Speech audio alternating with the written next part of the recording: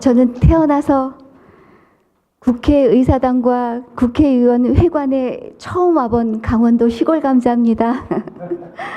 이곳에서 대한민국의 모든 입법 사항이 다뤄지고 또 정치적인 결정이 내려지는 곳이라고 생각하니까 단순한 공간 이상의 의미와 감동이 느껴지는 것 같습니다. 텔레비전에서만 보던 국회의원님들도 뵙게 됐고요. 나중에 사인해 주시겠지요? 네. 이른 시간 많은 분들이 자리해 주셨습니다. 국회와 정부, 강원도와 산학연 관련된 분들께서 함께 해주셨고요. 또 국민의 잊혀질 권리 보호를 위한 법제화 추진과 대국민 확산 캠페인을 위해서 각 분야의 전문가를 모셨습니다. 강원도 먼저, 강원도민 먼저 한 걸음 앞서 목소리를 내는 이 시간 귀한 걸음 해주신 모든 분께 감사드립니다. 강원도와 한림대학교가 주관하는 오늘 일부에서는 내빈 소개와 축사 그리고 강원도의 잊혀질 권리 추진 상황과 발전 방안 또 법제에 대한 개선 방안 이를 위한 디지털 소비자 주권 강화센터 조성의 필요성에 대해서 발제를 이어가겠습니다. 이렇듯 응원과 격려로 저희는 용기 백배합니다. 구체적으로 강원도는 지금 어디까지 사업을 진행하시고 또 발전 방안을 마련해 놓으셨을지 궁금합니다.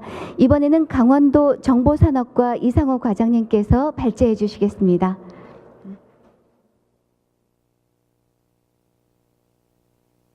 네, 안녕하십니까. 강원도 정보산업과장 이상호입니다. 네, 당초에는 양민석 국장님께서 발제를 하시기로 하셨습니다만 강원도의회에서 출석 요구를 하는 바람에 양해해 주신다면 제가 한 5분 정도 보고 드리도록 하겠습니다. 강원도는 세계 최초로 잊혀질 권리 사업을 시작한 지방정부인데요. 그 중심에는 물론 우리 최문순 지사님께서 계셨고요. 특허권자인 송명빈 박사님이 있었습니다. 이 사업을 시작한 지가 벌써 3년이 되었는데요. 지금부터 그동안의 추진 상황을 설명드리고 발전 방안을 전망해 보도록 하겠습니다. 특히 저는 오늘 이 토론회에서 나오는 고견들을 수렴해서 앞으로의 추진 방향을 잡아 나가야 하는 숙제를 안고 왔습니다. 여러분께서 좋은 의견 주시기 기대합니다. 네, 설명드릴 순서는 사업 개요, 또 추진 상황, 발전 방안 순으로 말씀을 드리겠습니다. 먼저 잊혀질 권리의 개념인데요. 잊혀질 권리란 사이버 공간에서 나의 디지털 정보가 더 이상 검색되지 않도록 하고자 하는 권리이고요. 디지털 소멸은 잊혀질 권리를 원천적으로 확보하기 위해서 디지털 자료에 소멸 장치를 붙이고 지정한 기일에 삭제되도록 하는 것입니다. 이제는 많이 알려져서 더 이상 설명은 필요 없을 것 같고요. 다음은 이제 강원도에서 잊혀질 권리 사업을 추진하게 된 배경을 말씀드리겠습니다. 지금 세상은 모든 분야에서 디지털 정보를 생성하면서 부가가치를 만들고 있죠. 그러나 앞으로는 디지털 정보를 소멸하는 분야에서도 그 생성에 버금가는 부가가치가 있을 것이다 라고 판단해서 사업을 시작하게 되었습니다. 이 사업의 첫 번째 목표는 사실 도민의 일자리 창출과 강원도의 경제 발전이었죠. 궁극적으로는 주식회사 다를 글로벌 기업으로 키우고자 하였습니다. 그래서 법인을 설립하고 국비를 지원받고 해서 솔루션을 개발하고 또 강원도에서는 조례를 제정해서 그 솔루션을 도입하는 기업을 지원하는 그런 방법을 채택을 했습니다. 이에 따라서 제정된 조례의 내용을 잠깐 보시면 도지사로 하여금 솔루션 도입 비용의 일부를 지원할 수 있도록 하였습니다. 다음은 그동안 3년간 추진 상황을 설명드리겠습니다. 먼저 이 같은 조례를 제정해서 도비 지원 근거를 마련하였고요. 잊혀질 권리 특허권사 그리고 한림대학교와 업무 협약을 체결해서 협업 체계를 구축하였습니다. 그 다음에 조례에 따라서 도와 시군청에 솔루션을 도입하였는데요. 지난해에는 다스 업로더를 도입해서 도시군 대표 홈페이지에 게시물에 소멸시효를 적용을 했고요. 올해는 다스 문서를 도입해서 디지털 파일에 소멸시효를 붙여서 변환할 수 있도록 하였습니다. 또한 법제화를 위한 노력으로 국회 토론회를 15년과 16년 두 차례 하였고요. 오늘 3차 토론회를 가지게 되었습니다. 아울러 법제화 연구 용역 사업도 지난해 완료하였고요. 이제 결실을 맺을 때가 되었다고 생각을 합니다. 다음은 이제 향후 발전을 말씀드리겠습니다. 강원도는 조례에 따른 잊혀질 권리 지원 사업을 지속적으로 추진할 것입니다. 디지털 소멸에 관한 솔루션을 개발하는 기업과 또 그 솔루션을 도입하는 기업을 동시에 지원할 것입니다. 그리고 그 기개발된 솔루션의 품질을 개선하여 더 좋은 제품으로 업그레이드 하고요. 물론 달의 임무이기도 하지만 계속해서 새로운 솔루션을 개발해서 적용 분야를 확대해 나가겠습니다. 또한 이러한 솔루션의 전국 확대를 위해서 노력해 나가겠습니다. 이제 앞으로 잊혀질 권리가 법제화가 된다면 이 사업이 한 단계 도약할 수 있는 계기가 될 것입니다. 마지막으로 주식회사 달에서 제안한 디지털 소비자 주권센터가 있습니다. 네, 신중하게 검토해서 추진 여부를 결정하도록 하겠습니다. 네, 이렇게 강원도의 발제를 마치고요. 토론 시간에 여러분들의 고견을 듣도록 하겠습니다. 대단히 감사합니다. 네, 감사합니다. 그동안 강원도에서 많은 노력이 있으셨던 것 같습니다.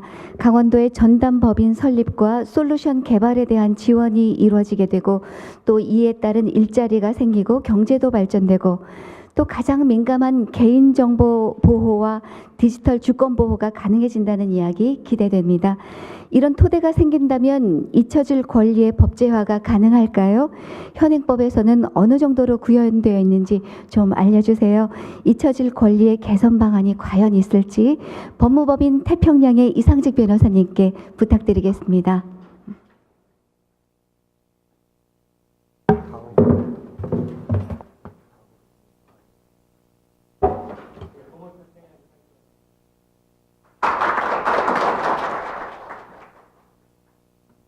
오늘 좋은 자리에 불러주셔서 감사합니다. 잊혀질 권리가 과연 필요한 것인지, 그리고 우리나라에서는 어느 정도 구현이 되어 있는 것인지, 그리고 미비한 점이 있다면 앞으로 어떻게 해야 되는지에 대해서 말씀을 좀 올리도록 하겠습니다. 스페인의 어느 변호사의 이야기부터 시작을 해야 될 것 같습니다. 곤잘레스라는 이름의 변호사입니다. 과거 한때 많은 채무를 지고 있었고 우리로 치면 신용불량자겠죠. 굉장히 어려운 상황에 처했던 적이 있습니다. 그런 당시에 언론 기사들이 구글 검색에서 계속 검색되고 온라인에서 많이 퍼날라졌습니다. 열심히 노력해서 10여 년이 지난 이후에는 괜찮게 살게 되고 변호사로서 훌륭한 생활을 하게 되었습니다. 어느 날 구글 검색을 들어가서 자기 이름을 검색을 해보니까 지금 잘 살고 행복하게 살고 있는 모습은 없고 과거에 힘들었던 시절 후도났던 그런 내용들만 검색이 됐습니다. 이거 구글한테 지워달라고 요구를 했는데 거절당했습니다. 결국 소송을 제기했습니다. 결과가 어땠을까요? 유럽 법원은 개인정보 자기결정권을 근거로 해서 이 곤잘레스 변호사의 손을 들어줬습니다. 이것이 유럽에서 잊혀질 권리가 촉발된 사건입니다. 근데 언뜻 보기 좀 이상하지는 않으십니까? 변호사라면은 그 나라에서 그런 대로 생활을 하고 있는 그런 분인데 이런 분의 옛날 이야기를 법적으로 지워줄 필요가 있었는지 이런 의문이 들 겁니다. 그런 의문들에 대해서 계속 저희가 좀 설명을 좀 더 드리도록 하겠습니다. 두 번째는 억울한 범죄자의 이야기입니다. 파렴치범으로 수사기관의 수사를 받아서 기소가 되었고 1심에서 유죄 판결을 받았습니다. 계속 다투지 못해서 항소심에서도 유죄 판결을 받았습니다. 그런데 그 억울함을 대법원에 호소했고 무죄 확정이 됐습니다. 그런데 언론에서는 파렴치범으로 수사받고 기소된 내용만 떠다닙니다. 무죄된 것은 기사 가치가 없어 올라오지 않았습니다. 자기 열심히 SNS 기사에 댓글을 달면서 자기 판결문을 올려도 이 사람은 온라인에서 아직까지 파렴치범으로 이해되고 있습니다. 어떻게 해야 될까요? 이 내용을 생략하고 넘어가고요. 어느 외국 교사의 이야기입니다. 젊은 시절 생계를 위해서 스티프로 활동을 했다고 합니다. 그 뒤에 열심히 공부해서 대학을 졸업했어요. 그리고 교사로 취업을 했습니다. 그런데 과거에 이 스트리퍼로 활동했던 내용들이 온라인 SNS에 누군가에 의해서 글과 사진이 올라와 있었습니다. 결국 이런 것을 학부모가 알게 되고 해고가 됐습니다. 보호할 필요가 있을까요? 다음 이야기입니다. 어느 학생의 이야기입니다. 젊은 시절 방황을 했던 것 같아요. 친구들과 마리화나를 피우고 술 마시고 이런 부분들이 있는데 이런 글과 사진이 SNS에 올라왔습니다. 걔가 천선해서 열심히 공부하고 대학도 가고 취업을 하려고 보니까 취업 심사관들이 또 SNS 검색을 통해서 이 사람이 누군지 알아낸 겁니다. 아니 너 안 되겠다 야. 취업이 안 됐습니다. 이 보호해야 될까요? 그냥 둬야 될까요? 정치인의 이야기입니다. 아까 전에 지사님도 말씀하신 것처럼 정치 공방에서는 의혹만으로 제기하는 부분이 많습니다. 잘못된 정보를 일단 제기하고 선거에 붙고보자 하는 경우는 많습니다. 그런 정보, 가짜뉴스 이런 거 어떻게 해야 될까요? 또 이 사례는 또 조금 다릅니다. 과거에 내가 범법이 있는데 그럼에도 불구하고 나는 좀 선거 나가서 이기고 싶다.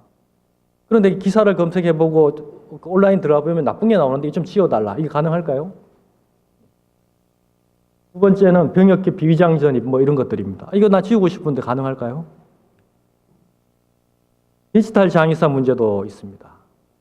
자, 우리가 많은 사이트에 가입을 합니다. 그리고 아이디 패스워드를 많이 잊어버립니다. 그럼 나에 관한 정보가 온라인에 둥둥 떠다닙니다. 흩날리기도 되고요.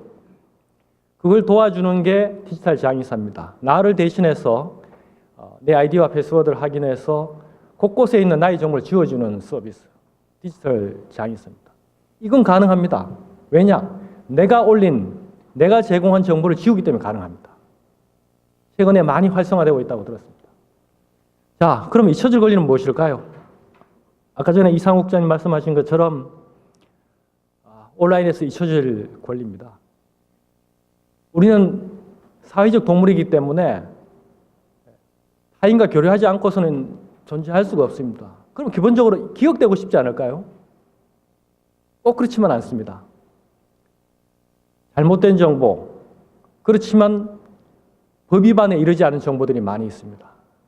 이 정보들부터 제대로 잊혀주도록 하는 것이 온라인 사회의 정보 주체의 권리를 제대로 확보해 주는 거다. 이런 생각이 듭니다. 그러면 우리나라에서 헌법적 근거가 있을까요? 찾아보면 이런 걸 들을 수가 있을 것 같습니다. 인간의 존엄성, 행복 추구, 개인정보 자기결정권, 유럽에서는 이것을 근거로 삼았습니다. 그리고 프라이버시, 그리고 개인정보를 지키는 것은 정부가 아니고 사업자가 아니고 그 전 단계에 그 정보 주체가 있는 겁니다. 개인정보를 지킬 수 있는 그 권리를 그 주체에게 돌려주자는 게 있습니다. 물론 충돌되는 것은 표현의 자유, 언론의 자유 이런 것들이 있습니다. 이건 뒤에 다시 한번 보도록 하겠습니다. 입법 내입니다. 아까 전에 어느 의원님 말씀하셨지만 이제 지사님께서 말씀하셨지만은 EU에서는 법원에서도 잊혀짐을 인정했고 2018년 5월에 시행되는 유럽 GDPR에서도 삭제권을 인정하고 있습니다. 법적으로 유럽 회원국에 직접 적용되는 유럽 국민들에게 직접 적용되는 입법으로 잊혀질 권리가 도입됐습니다. 자, 그러면은 대한민국의 입법에는 잊혀질 권리가 있는 것인지 그걸 한번 보도록 하겠습니다. 첫 번째는 정보통신망법에 정보 삭제 요청입니다. 좋은 제도입니다.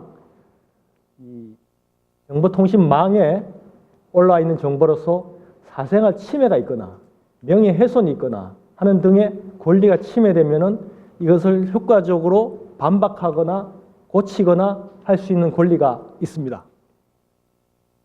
자, 그럼 곤잘레스가 우리나라에 있다면 이 권리를 활용할 수 있을까요? 없습니다. 왜냐하면은 이 정보통신망에서 망법에서 보호되고 있는 정보는 위법한 정보입니다. 그렇기 때문에 곤잘레스의 경우에는 과거에 채무를 졌다는 사실이 게재되어 있다는 것 자체가 위법하지는 않습니다. 사후적으로 상당한 기간이 경과하고 언론이 장초에 게시했던 목적을 달성했고 곤잘레스의 피해가 극심하고 이런 요건을 갖췄기 때문에 허용한 겁니다. 그렇기 때문에 이 조항은 우리 법상으로 잊혀질 권리를 인정한 것이라고는 볼 수 없는 조항입니다. 두 번째는 개인정보보호법입니다. 여기도 자기의 개인정보 열람, 정정, 삭제, 처리할 수 있는 부분이 있습니다. 근데 요거는 정확하지 않은 정보, 허위 정보에 관한 삭제고 자기가 올린 글이나 사진이나 제3자가 올린 글이나 사진에 대해서 적용되는 것이 아닙니다. 그렇기 때문에 이 조항도 있다고 하더라도 잊혀질 권리를 보호하는 조항이다. 이렇게 볼 수 없다고 말씀을 드릴 수가 있을 겁니다. 잊혀질 권리를 도입해야 되는지에 대해서는 여러 가지 견해가 나눠지고 있습니다. 첫 번째는 반대하는 견해입니다. 이거 정치인이나 공인들한테 과거를 세탁할 기회를 주는 거 아니냐. 그리고 국민이 알고 싶어 한다. 그리고 언론사의 경우에는 보도의 자유, 표현의 자유가 있는데 이거 건드리는 거 아니냐. 내가 언제든지 지울 수 있게 한다면은 책임 없는 글쓰기가 횡행할 것 아니냐. 이런 비판들이 있습니다. 그런데 여기에 대한 찬성론도 만만치 않습니다. 내가 올린 정보의 결정권은 나한테 있는 거 아니냐. 그리고 제3자라 하더라도 나에 대해서 잘못된 정보, 위법하지는 않지만은 잘못된 정보를 올리고 유지할 수 있는 권한은 없는 것 아니냐라는 얘기를 합니다. 그리고 약자들이 있다. 가진 사람들은 명예훼손이나 모욕이나 어떤 법적 수단을 동원할 수도 있고 뭐 중재를 구할 수도 있지만은 이걸 행사하지 못하는 사람들이 있는데 이런 사람들에 대해서는 정상적인 생활로 돌아올 수 있는 황금의 다리를 놔줘야 되는 건 아니냐 이런 얘기를 합니다. 절충론도 있습니다. 유럽과 같은 요건을 좀 더 엄격하게 해서 도입할 필요가 있다는 견해가 있고 또 하나는 미성년이나 장애나 취약계층을 위한 보호수단으로 도입할 필요가 있다는 견해도 있습니다. 다음은 방통위가 많은 노력을 기울여서 2016년도에 내놓은 자기 게시물 접근 배제 요청권에 관한 부분입니다. 굉장히 좋은 제도입니다. 물론 가이드라인의 수준에 있지만은 정보통신망법을 보호하는 굉장히 좋은 제도입니다. 내가 올린 정보, 그리고 내가 올린 개인정보, 내가 제공한 개인정보에 대해서 효과적으로 지울 수 있는 수단을 제공하고 있고 그걸 사업자한테 요구하고 있습니다. 꼭 필요한 부분입니다. 근데 이제 이 제도만은 좀 어려운 부분이 있습니다. 내가 올린 거, 내가 올린 글, 내가 올린 개인정보에 국한되기 때문에 제3자가 올린 것을 포함하지 못합니다. 그리고 이 가이드라인이라는 자체에도 한계도 있습니다. 가이드라인은 지침, 따라줬으면 좋겠다, 권고사항이거든요. 그래서 입법에까지는 이르지 않는 거기 때문에 그 한계 부분이 있습니다. 이런 부분들은 향후에 방통위가 또 많이 노력을 해 주실 것이라고 생각이 됩니다. 그리고 마지막으로 볼 부분들은 그렇다면은 이걸 국내에 도입해야 되느냐라는 부분인데 저는 방통위가 하고 있는 것처럼 내가 제공한 개인정보, 내가 올린 글에 대해서는 효과적으로 지우고 회수할 수 있는 수단을 제공해야 됩니다. 그거는 방통위 가이드라인도 있지만 입법에 의해서 많이 뒷받침되고 그거는 문제가 없을 것 같습니다. 그럼 잊혀질 권리의 대상 정보는 뭐냐? 사업자에게 제공한 정보, 이게 당연히 포함이 돼야 되겠죠. 그리고 자신이 게재한 표현물, 당연히 포함돼야 되겠죠. 그럼 제3자가 올린 것은 어떻게 할 것이냐? 부분입니다. 제3자가 올린 것도 그럼 삭제해야 되느냐? 그것도 퍼나르기를 통해서 다른 사이트 간 건 어떻게 할 거냐? 언론사 기사, 이거 제3자가 올린 것 중에 하나겠죠. 이 부분은 저는 신중해야 된다고 생각을 합니다. 대한민국이 이제까지 발전한 토대에는 언론의 기능과 역할이 굉장히 큰 역할을 했습니다. 그렇기 때문에 언론사의 정보, 언론사의 기사의 경우에는 표현의 자유가 다른 것보다 더 강력하게 보호되고 있기 때문에 이 부분은 우리가 잊혀질 권리에서는 조금 제한적으로 접근을 해야 된다 이런 생각이 듭니다. 그리고 대상 정보에 관한 부분 있고요. 이런 정보들이 저는 대상 정보에 포함되어야 된다고 생각을 하고, 첫째, 자기가 올린 정보는 반드시 보호돼야 되고, 제3자가 올린 정보는 제한적으로 보호돼야 된다 이렇게 생각을 합니다. 자, 요건을 어떻게 가져가야 될까요? 나나 제3자가 적법하게 올린 정보입니다. 위법한 정보의 경우에는 명예훼손이나 기존의 형법, 정보통신망법, 개인정보보호법에서 보호되어 있기 때문에 필요가 없습니다. 이제 당시에 적법한 정보여야 되고요. 시간이 많이 흘러야 됩니다. 곤잘레스 사건의 경우에 10몇 년이 흘렸습니다. 그리고 10년 동안 이게 게재됨으로써 표현의 자유가 어느 정도 달성된 경우입니다. 그렇기 때문에 정보 가치나 제3자 이해관계 어느 정도 약화될 부분이 있다라는 말씀드리고요. 그럼에도 불구하고 이게 상당 부분 오래 남아 있어서 권리 주체한테 정신적, 재산적 고통을 가져다 주는 그런 경우입니다. 그리고 이런 정보에 대해서는 다른 마땅한 구제책이 없습니다. 결국은 이것은 입법으로 보호될 수밖에 없는 부분이 아니냐 생각이 됩니다. 세 번째는 이것이 인격권입니다. 프라이버시 개인정보 결정권이기 때문에 자연인에게 인정되고 외국인도 자연인이기 때문에 당연히 포함이 되고 법인은 안 됩니다. 상대방은 사업자나 해당할 것 같고요. 이 구현 방식은 자기가 올린 정보에 대해서는 스스로 삭제할 수 있는 툴을 주든지 사업자가 삭제를 해주든지 해야 될 것 같고요. 제3자가 올린 것에 대해서는 어떻게 할 것인지 문제가 있습니다. 저는 엄격한 요건을 갖추는 것을 전제로 삭제는 어렵더라도 검색 사이트에서는 검색은 안 되도록 해줘야 되는 거 아니냐라는 생각을 가지고 있습니다. 그리고 그러한 것을 사업자가 하도록 할 것이냐 아니면은 개인정보나 거래 주체가 할 것이냐의 부분이 있는데 이거는 효과적인 방법을 택해야 되겠죠. 사업자가 했을 때 비용이 많이 든다면은 권리 주체가 할 수 있는 쉬운 소프트웨어 툴을 제공해 준다든지 그런 시장이 열리는 방법으로 해결할 수 있는 부분인지 이런 걸 케이스 바이 케이스로 봐야 될 것 같습니다. 그리고 철지 권리를 보장해야 줄 사업자의 의무를 어떻게 가져갈 것인지 망법에 있는 기술적 관리 조치 의무로 볼 것인지 이 부분은 아까 전에 말씀드린 것처럼 사업자가 부담하는 비용이 어느 정도 될 것인지 경영이 주는 부담 그리고 소비자가 누리는 혜택 이런 것을 통해서 합리적으로 결정할 필요가 있다 이렇게 생각합니다. 제가 드리는 말씀은 여기까지인데요. 저는 잊혀질 권리가 유럽에서 나오긴 했지만은 대한민국에서 개장 강장 효과를 발휘할 수 있다고 생각합니다. 왜냐하면은 대한민국은 이 인터넷이 조금 많은 정보로 범람하고 있습니다. 여기서 분명히 권리 주체의 권리를 보호해야 될 부분이 있고 거기에서 피해받는 많은 사람들이 있습니다.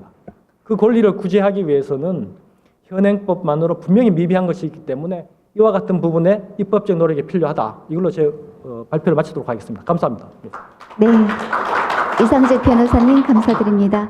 정보를 게시한 사람이나 또 게시판 관리자, 정보통신 서비스 제공자, 국가 모두가 나설 일인 것 같습니다.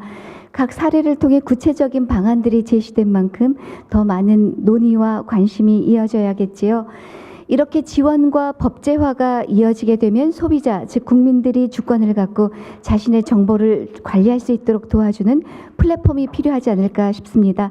디지털 소비자 주권 강화센터 조성의 필요성에 대해서 한림대학교 이승환 교수님의 발제 들어보겠습니다. 한림대학교 이승환 교수입니다. 저는 디지털 소비자 주권 강화센터 조성의 필요성에 대해서 말씀드리겠습니다. 지금 이제 잊혀질 권리가 사회적 문제가 많이 되고 있는데 그것에 대한 현실적으로 어떻게 풀어갈 것인가 그 방안으로서 저는 디지털 소비자 주권 강화센터 설립과 운영을 제안드리겠습니다. 지금 현재 이제 4차 산업혁명이 이제 사회적으로 뜨거운 이슈가 되고 있습니다. 빅데이터라든가 IoT, 가상현실, 자율주행 자동차 이런 모든 기술들이 많이 급속히 발전하고 확산되고 있는데 이 모든 것에 데이터가 이제 관여하게 되죠. 그래서 그 데이터가 관여됨으로 해가지고 개인에게 또 안 좋은 부정적인 문제점들이 심각하게 발생하고 있으며 또 앞으로 더 심각하게 발생할 수 있을 것입니다. 예를 들면 사물 인터넷 시대가 되고 그러면 우리가 지금 핸드폰으로도 위치가 많이 추적되고 이러는데 그런 걸 더 떠나서 어느 엘리베이터 타고 뭐 버스 타고 기차 타고 가게를 지나가고 거리에 얼굴이 찍히고 이런 모든 것들이 이제 크게 되겠죠. 이런 프라이버시 침해라든가 개인정보 유출, 그 다음에 저작권의 문제, 그 다음에 이제 그 쓰레기 데이터들이 이제 사회에서 지워지지 않고 사회적 비용을 유발시키는 이런 여러 가지 문제점들이 발생하게 됩니다. 이러한 문제점들을 해결하기 위한 현실적인 방안으로서는 디지털 소비자 주권 강화 센터를 이제 제안드리겠습니다. 여기에는 지금 민간과 그 공공기관과 대학들이 이제 참여를 해가지고 이러한 7가지 기능을 가진 디지털 소비자 주권 재단법인을 만들어서 그 센터를 운영하는 것을 제가 제안드리고 있습니다. 7가지 그 기능에 대해서는 제가 차근차근 설명드리겠습니다. 먼저 표준화 연구입니다. 잊혀질 권리는 지금 우리가 한국이 세계적인 원천 기술 특허를 갖고 있기 때문에 글로벌 표준을 선점할 수 있는 매우 좋은 기회가 되고 있습니다. 그래서 우리가 연구를 앞서가고 또 포럼 통해 가지고 세계적인 확산을 아이디어와 이 현실적인 기술들을 확산시킨다면 분명히 글로벌 표준 기관으로도 성장할 수 있다고 생각합니다. 그 다음에는 잊혀질 권리에 대한 전문가 육성입니다. 이것은 2가지로 볼 수 있는데 학술 전문가를 육성할 수 있고 그 다음에 산업 전문가를 육성할 수 있습니다.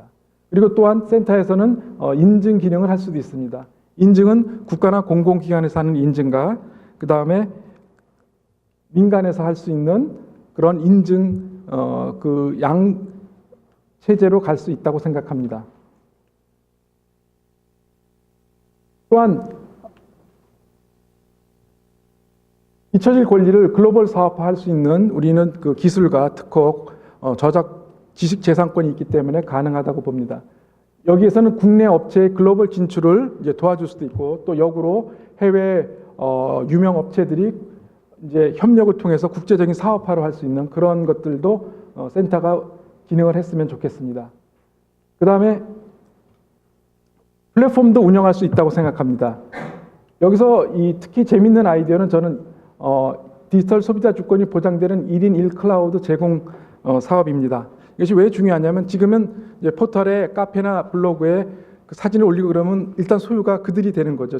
동의하에. 그렇지만 내가 모든 국민들이 하나하나씩 나의 일종의 데이터 저장소, 이미지 저장소를 갖고 있고 거기다 놓고 걔네들이 그쪽에 와서 사용할 수 있는 권한만 부여하는 거죠. 그렇다면 내가 지우면 깨끗이 다 지워지는 거죠. 이것이 굉장히 좋은 아이디어고 우리나라가 세계적인 히트도 할 수 있지 않을까 하고 제가 관심 있게 보고 있습니다.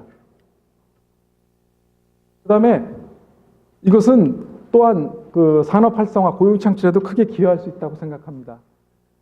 예, 이런 관련 창업과 이제 이런 것도 지원할 수 있고 또 한 가지 재미있는 아이디어는 노인 고용 창출에 크게 이바지할 수 있습니다.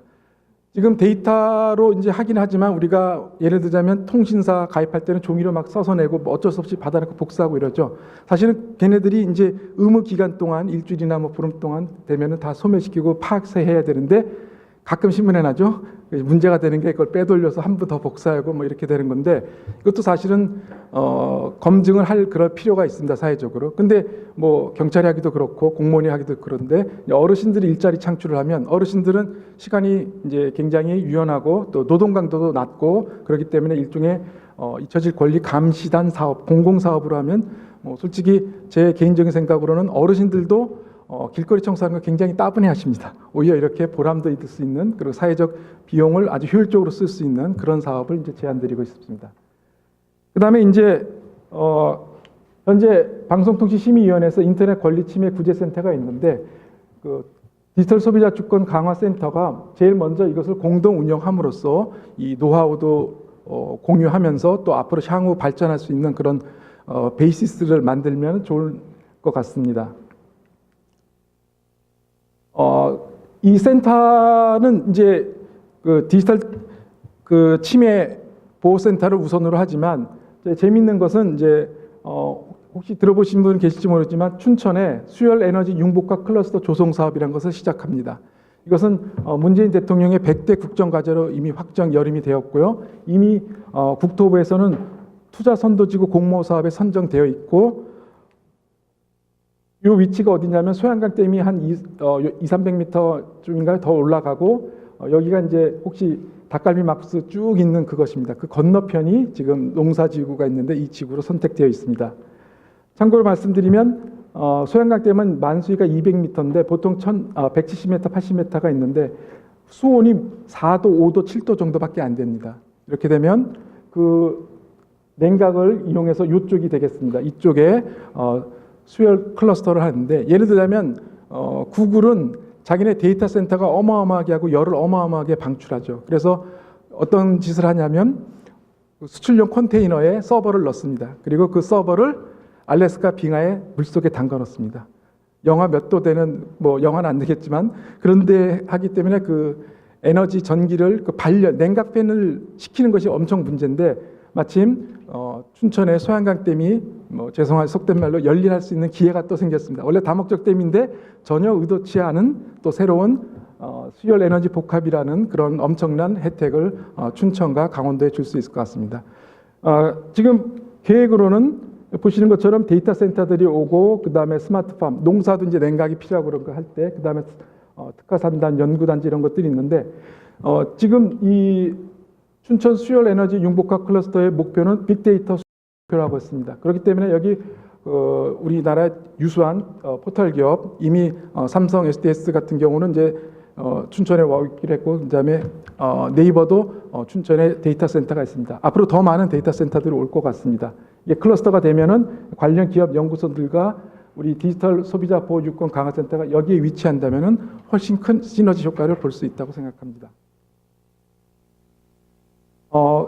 대략의 일정을 한번 제가 개인적으로 구상해 보면 내년도에는 이제 아까 소비자 구제 사이버 센터를 이제 운영하면서 구체적으로 그 클러스터 사업과 연계를 해서 하면 좋을 것 같습니다.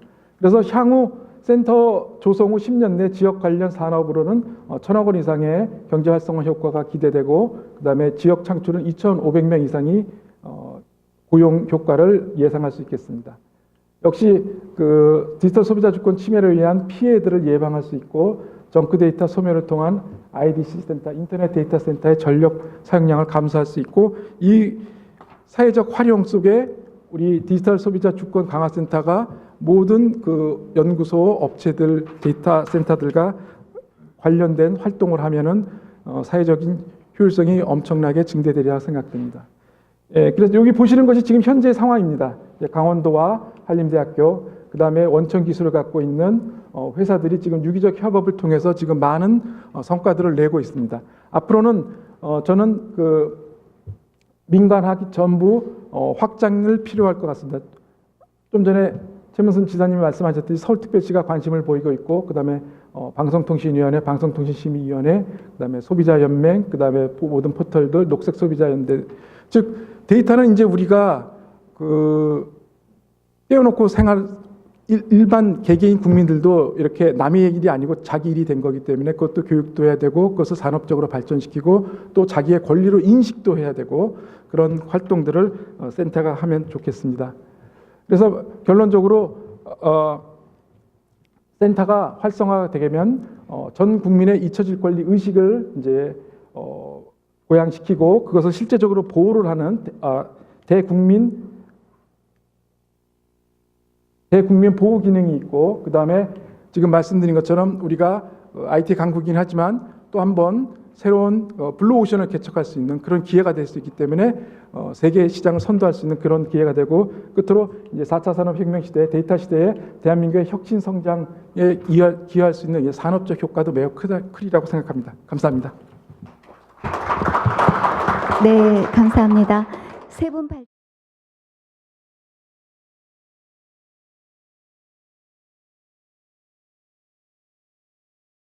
감사합니다. 세 분 발제자의 꼼꼼하고 구체적인 발전 방안과 개선 방안이 1부에 이어 2부에서 토론과 논평으로 이어가실 분들에게도 큰 도움이 되실 것 같습니다. 가장 중요한 키워드는 개인의 정보는 어디까지나 개인의 것. 이 주권을 지킬 수 있도록 정부와 지자체 유관기관이 서로 지원해 주실 수 있다는 내용이었습니다. 발제해 주신 세 분께 다시 한번 감사드립니다. 이것으로 1부 발제를 마치고 2부 토론과 논평을 이어가겠습니다. 2부 토론은 한림대학교 안정민 교수님께서 맡아주실 거고요. 지금부터 자리 정돈과 휴식을 위해 10분 동안의 브레이크 타임을 갖겠습니다. 차 한잔 하시면서 조금만 기다려 주세요. 감사합니다. 네, 2부 사회를 맡은 한림대학교 안정민입니다. 발제 못지않게 중요한 토론인 만큼 시간 배정도 충분히 드릴 수 있을 것 같은데요. 8분에서 10분 사이에 토론을 준비를 해주시면 좋겠고요. 저게 다 올라가는 대로 토론자 소개를 드리겠습니다. 한국소비자연맹 회장 강정화 회장님, 네, 감사합니다. 네. 한양대학교 신민수 교수님 나오셨습니다. 감사합니다. MG플렉스 대표이사이신 김시출 이사님, 감사합니다. 네, 서영일 KT융합기술원 상무님 나오셨습니다. 네, 김현성 동국대학교 교수님, 네, 감사합니다. 그러면은 발제 순서에 따라서 순서지에 나온 순서에 따라서 강 회장님 먼저 해주시고요. 네, 그럼 바로 듣도록 하겠습니다.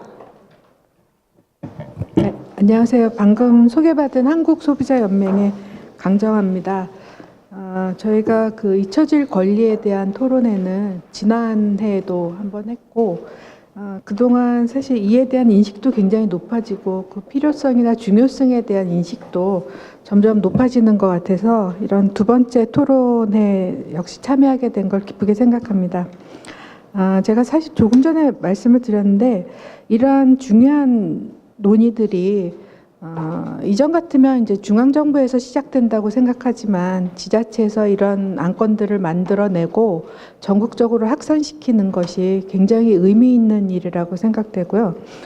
이 이제 소비자의 권리와 관련된 이 문제뿐 아니라 앞으로 많은 그러니까 어떻게 보면 국민과 밀착된 좋은 정책들이 지자체에서 계속 생산됐으면 하는 바람이기도 합니다. 잊혀질 권리와 관련해서는 요즘 이제 개인정보에 있어서 자기 결정권을 강화하는 그런 움직임과 함께 굉장히 중요한 부분이라고 생각하고요. 또 앞에 주제 발표에 세 분께서 말씀해 주셨듯이 EU에서는 삭제할 권리를 내년부터 시행하는 것을 명문화했고 또 최근에 들은 바로는 영국에서도 이러한 권리를 더 강화하려는 움직임을 나가는 걸로 알고 있습니다. 그러니까 우리도 지금 강원도에서 여러 가지 활동들을 하면서 조례도 만들어냈고 또 국회에서도 잊혀질 권리와 관련된 법안이 논의가 시작되리라고 기대를 하는데요. 주제 발표에서 이 변호사님이 말씀하신 그 내용과 관련해서 주로 제 의견을 말씀드리도록 하겠습니다.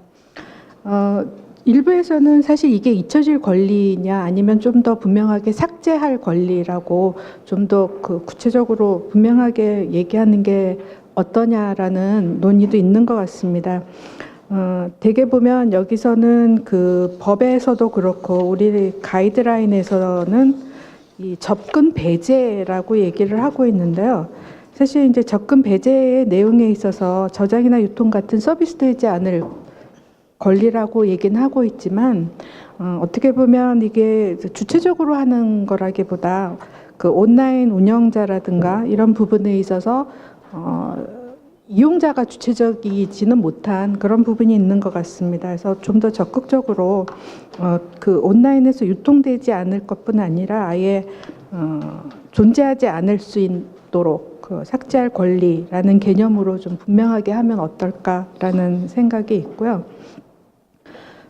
여기서 이제 뭐 언론에 관한 기사는 어떻게 할 거냐라는 거는 이제 표현의 자유와 관련해서 굉장히 중요한 이슈가 되고 있기 때문에 뭐 EU에서도 이런 부분은 예외로 하고 있는 걸로 알고 있습니다. 근데 그럼에도 불구하고 우리의 경우에 언론중재위원회 같은 경우에 이제 여러 가지 기사와 관련된 수정이나 삭제에 대한 요구들도 늘고 그 중재의 한 방법으로 기사 수정이나 삭제를 합의 수단으로 하는 경우들이 굉장히 증가하고 있다고 합니다. 그리고 우리의 언론 환경도 사실 변하고 있어서 언론이 온라인으로 중심이 옮겨가면서 사실 거기에 기사들의 어떤 정보의 문제점들도 점점 커지고 있는 그런 부분들도 있어서 어떻게 보면 법에서 얘기할 수는 뭐 아직 논의하기는 이르다고 해도 이런 부분은 좀 더 중점적으로 앞으로 계속 논의될 필요가 있을 것 같고, 또 뭐 언론중재위원회 같은 곳에서도 기사 삭제에 대한 어떤 절차적 투명성이나 공개 필요성 같은 부분을 보완해서 좀 적극적으로 다뤄줬으면 하는 생각이 있습니다. 어쨌든 권리행사의 주체는 뭐 저희가 망인의 경우에 대한 논의들도 많이 있으니까 법안을 보니 그런 부분이 좀 언급되어 있는 부분이 있는데요. 미처 이런 권리가 대두되고 그 권리에 대한 인식이 확산되기 전에 여러 이제 돌아가신 분들에 대한 부당한 정보나 문제 있는 정보들은 좀 적극적으로 삭제될 필요가 있지 않나라는 생각이 들어서 이런 부분은 가능한 한 확대가 됐으면 하는 생각이 있습니다. 어쨌든 이 개인정보에 있어서의 앞으로의 문제는 자기 결정권이라는 문제에 있어서 특히 이런 접근이 좀 더 확대됐으면 하는 생각이 있고요. 온라인상에서 어떻게 보면 표현의 자유라든가 뭐 여러 가지 논란들이 있을 수 있겠지만 이런 주장들도 사실 이제 사업자로부터 나오는 것도 굉장히 큰 몫을 차지하고 있다고 생각됩니다. 그래서 그동안 자유의 상징이라고 표현되었던 온라인이나 인터넷은 어떻게 보면 책임 있는 규제의 내용도 조금 더 들어와야 되지 않을까라는 생각이 있고요.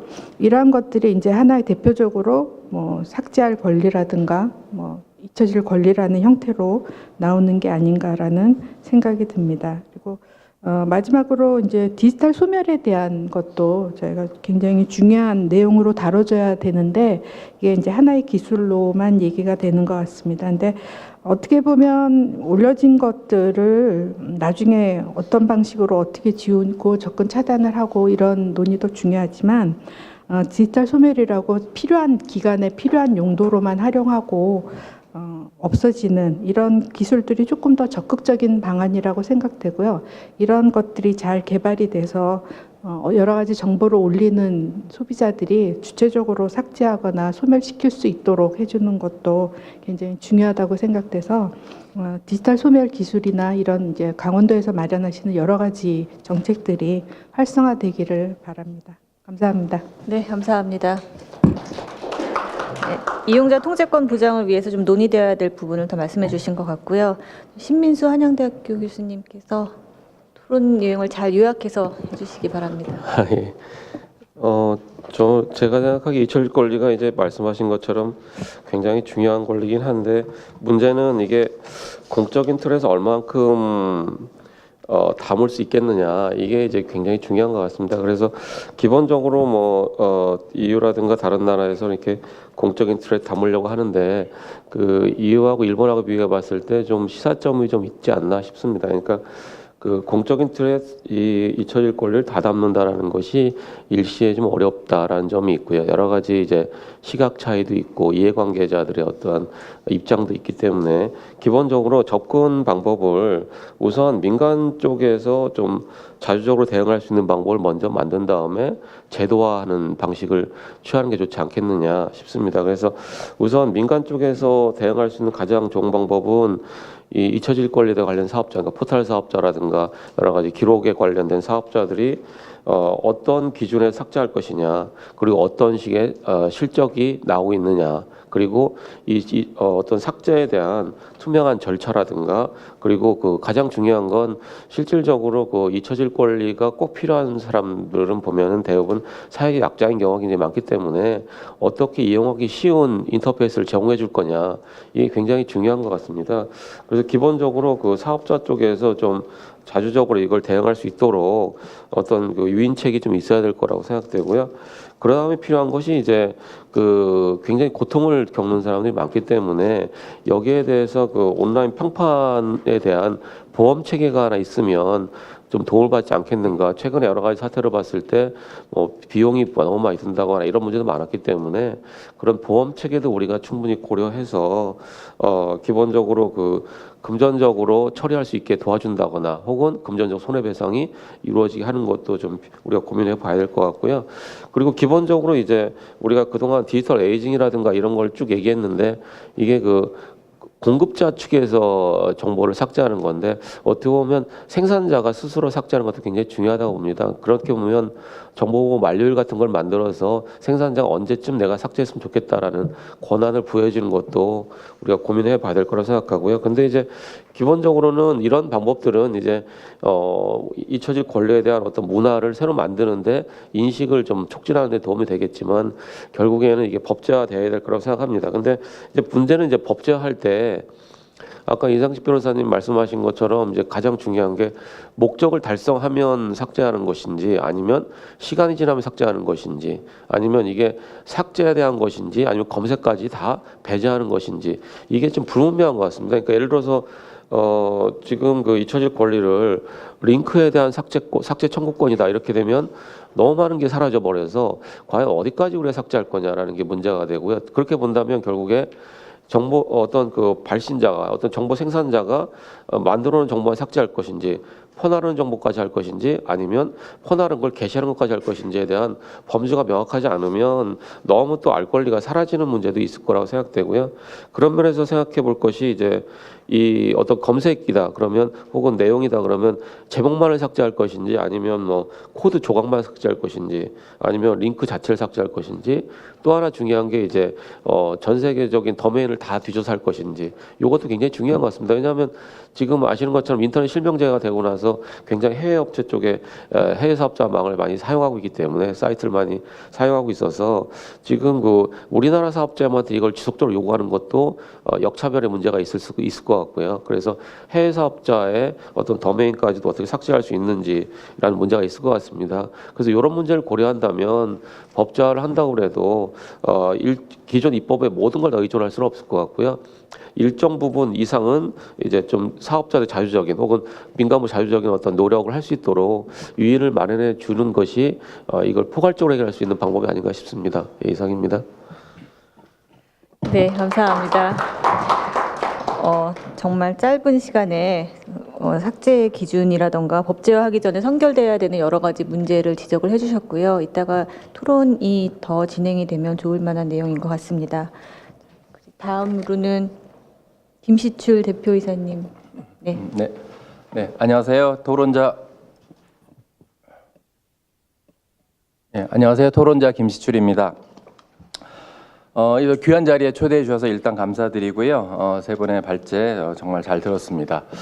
제가 잊혀질 권리 또 알 권리 이런 것에 대해서 공부하면서 또 토론에 참여 준비를 하면서 느꼈던 게 사람은 태어나면 죽는데 왜 정보는 그렇지 못할까?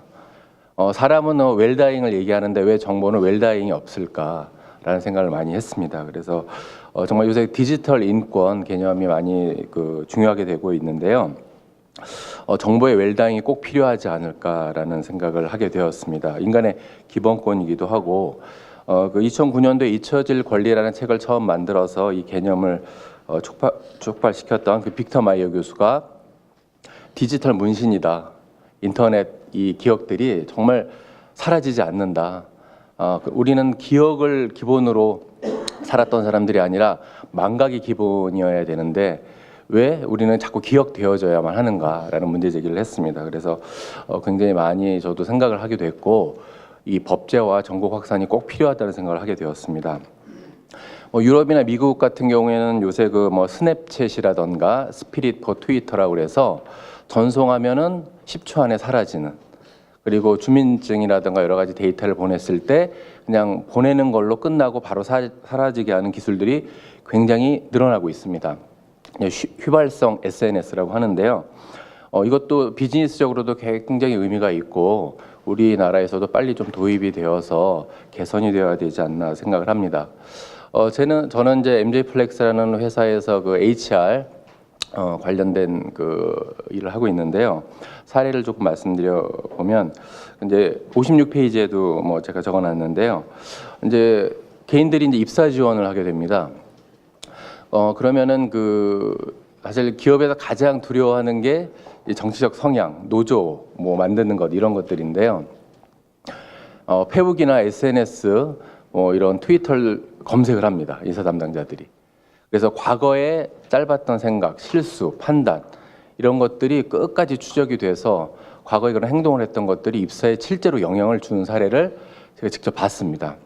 그래서 저희 지원자들하고 상담을 하고 또 컨설팅을 해주면서 참 안타까운 일이 참 많이 있었다는 생각이 들고요.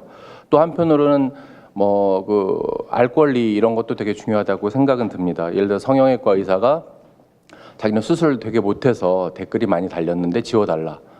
그러면 그걸 모르고 또 그 병원에 간 사람은 굉장히 피해를 보게 되지 않을까.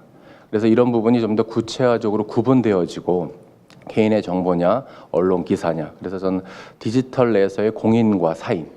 우리가 민법에서도 자연인과 법인이 있듯이 좀 구체적 구분이 좀 있어야 되지 않을까라는 생각도 해봅니다. 그래서 통합적으로 해서 몇 가지 좀 제안을 한번 드려보겠습니다. 지금 디지털 소비자 주권 강화센터 설립은 너무나 좋은 아이디어신 것 같고요. 또 이런 것들을 좀 법제화위원회를 조금 더 강화해서 강원도에서 시작이 되어지지만 전국적으로 또 나라에서 정부에서 지원할 수 있도록 조금 더 많이 컨소시엄을 만드는 게 되게 필요하다고 생각이 들고요. 그리고 이거는 조금 막연한 얘기일 수도 있지만 사실 우리가 수십 년 동안 수백 년 동안 살아온 일반 오프라인 사람들이 만들어 온 헌법으로 기존의 법으로 지금 몇십 년 사이에 확 바뀌어 있는 디지털 세상, 인터넷 세상을 관리하려고 하기 때문에 좀 문제가 생긴다고 생각합니다. 이제 시대가 바뀌었고 디지털 인격, 디지털에 너무나 많은 영향을 받고 있기 때문에 저는 디지털 헌법 같이 새로운 시대, 잠깐이 법제화뿐만이 아니라 조금 더 큰 범위에서 조금 더 통합적으로 관리할 수 있는 그런 논의도 한번 이루어졌으면 좋겠다는 생각이 들고요. 그리고 아까 지원자의 예처럼 여러 가지 굉장히 많습니다. 연예인들, 그다음에 우리 지원자들, 개인들. 그래서 그런 사례집들을 좀 많이 만들어서 모바일 어플로 제공도 좀 하고 또 많이 확산도 시켜서 사실은 잊혀질 권리에 대해서 그냥 막연하고 잘 모릅니다, 국민들은. 그래서 좀 더 많이 알려주고 그렇게 되면 아마 민간인들, 개인들에 대한 영향이 더 많은 분야이기 때문에 훨씬 더 법제화, 또 여론을 만드는 데 있어서도 굉장히 도움이 되지 않을까 싶기도 합니다. 그리고 이제 검색 포탈의 숨은 뜻은 뭘까? 사실 구글이나 페북 회장들 인터넷에서 이런 기억들을 지우려고 하는 것은 착각이다라고 얘기도 합니다. 그 이유는 뭘까 한번 생각해 보면 그들의 경제적 이익 때문이 아닐까요? 우리가 남겨오는 여러 가지 디지털 기억 흔적들, 개인의 정보들을 모아서 검색하게 하고 무수히 많은 광고비를 받습니다. 우리한테 전혀 배분도 하지 않고. 과연 기업들의 입장에서 왜 그 정보를 갖고 있으려고 하느냐? 단순히 그냥 알 권리라는 걸로 치부되기에는 숨은 뜻이 있지 않나 이런 생각도 좀 해봅니다. 그래서 그런 쪽도 기업들과 이제 같이 논의하고 형평성 있는 것들에 대한 얘기를 좀 하면 좋을 것 같고요.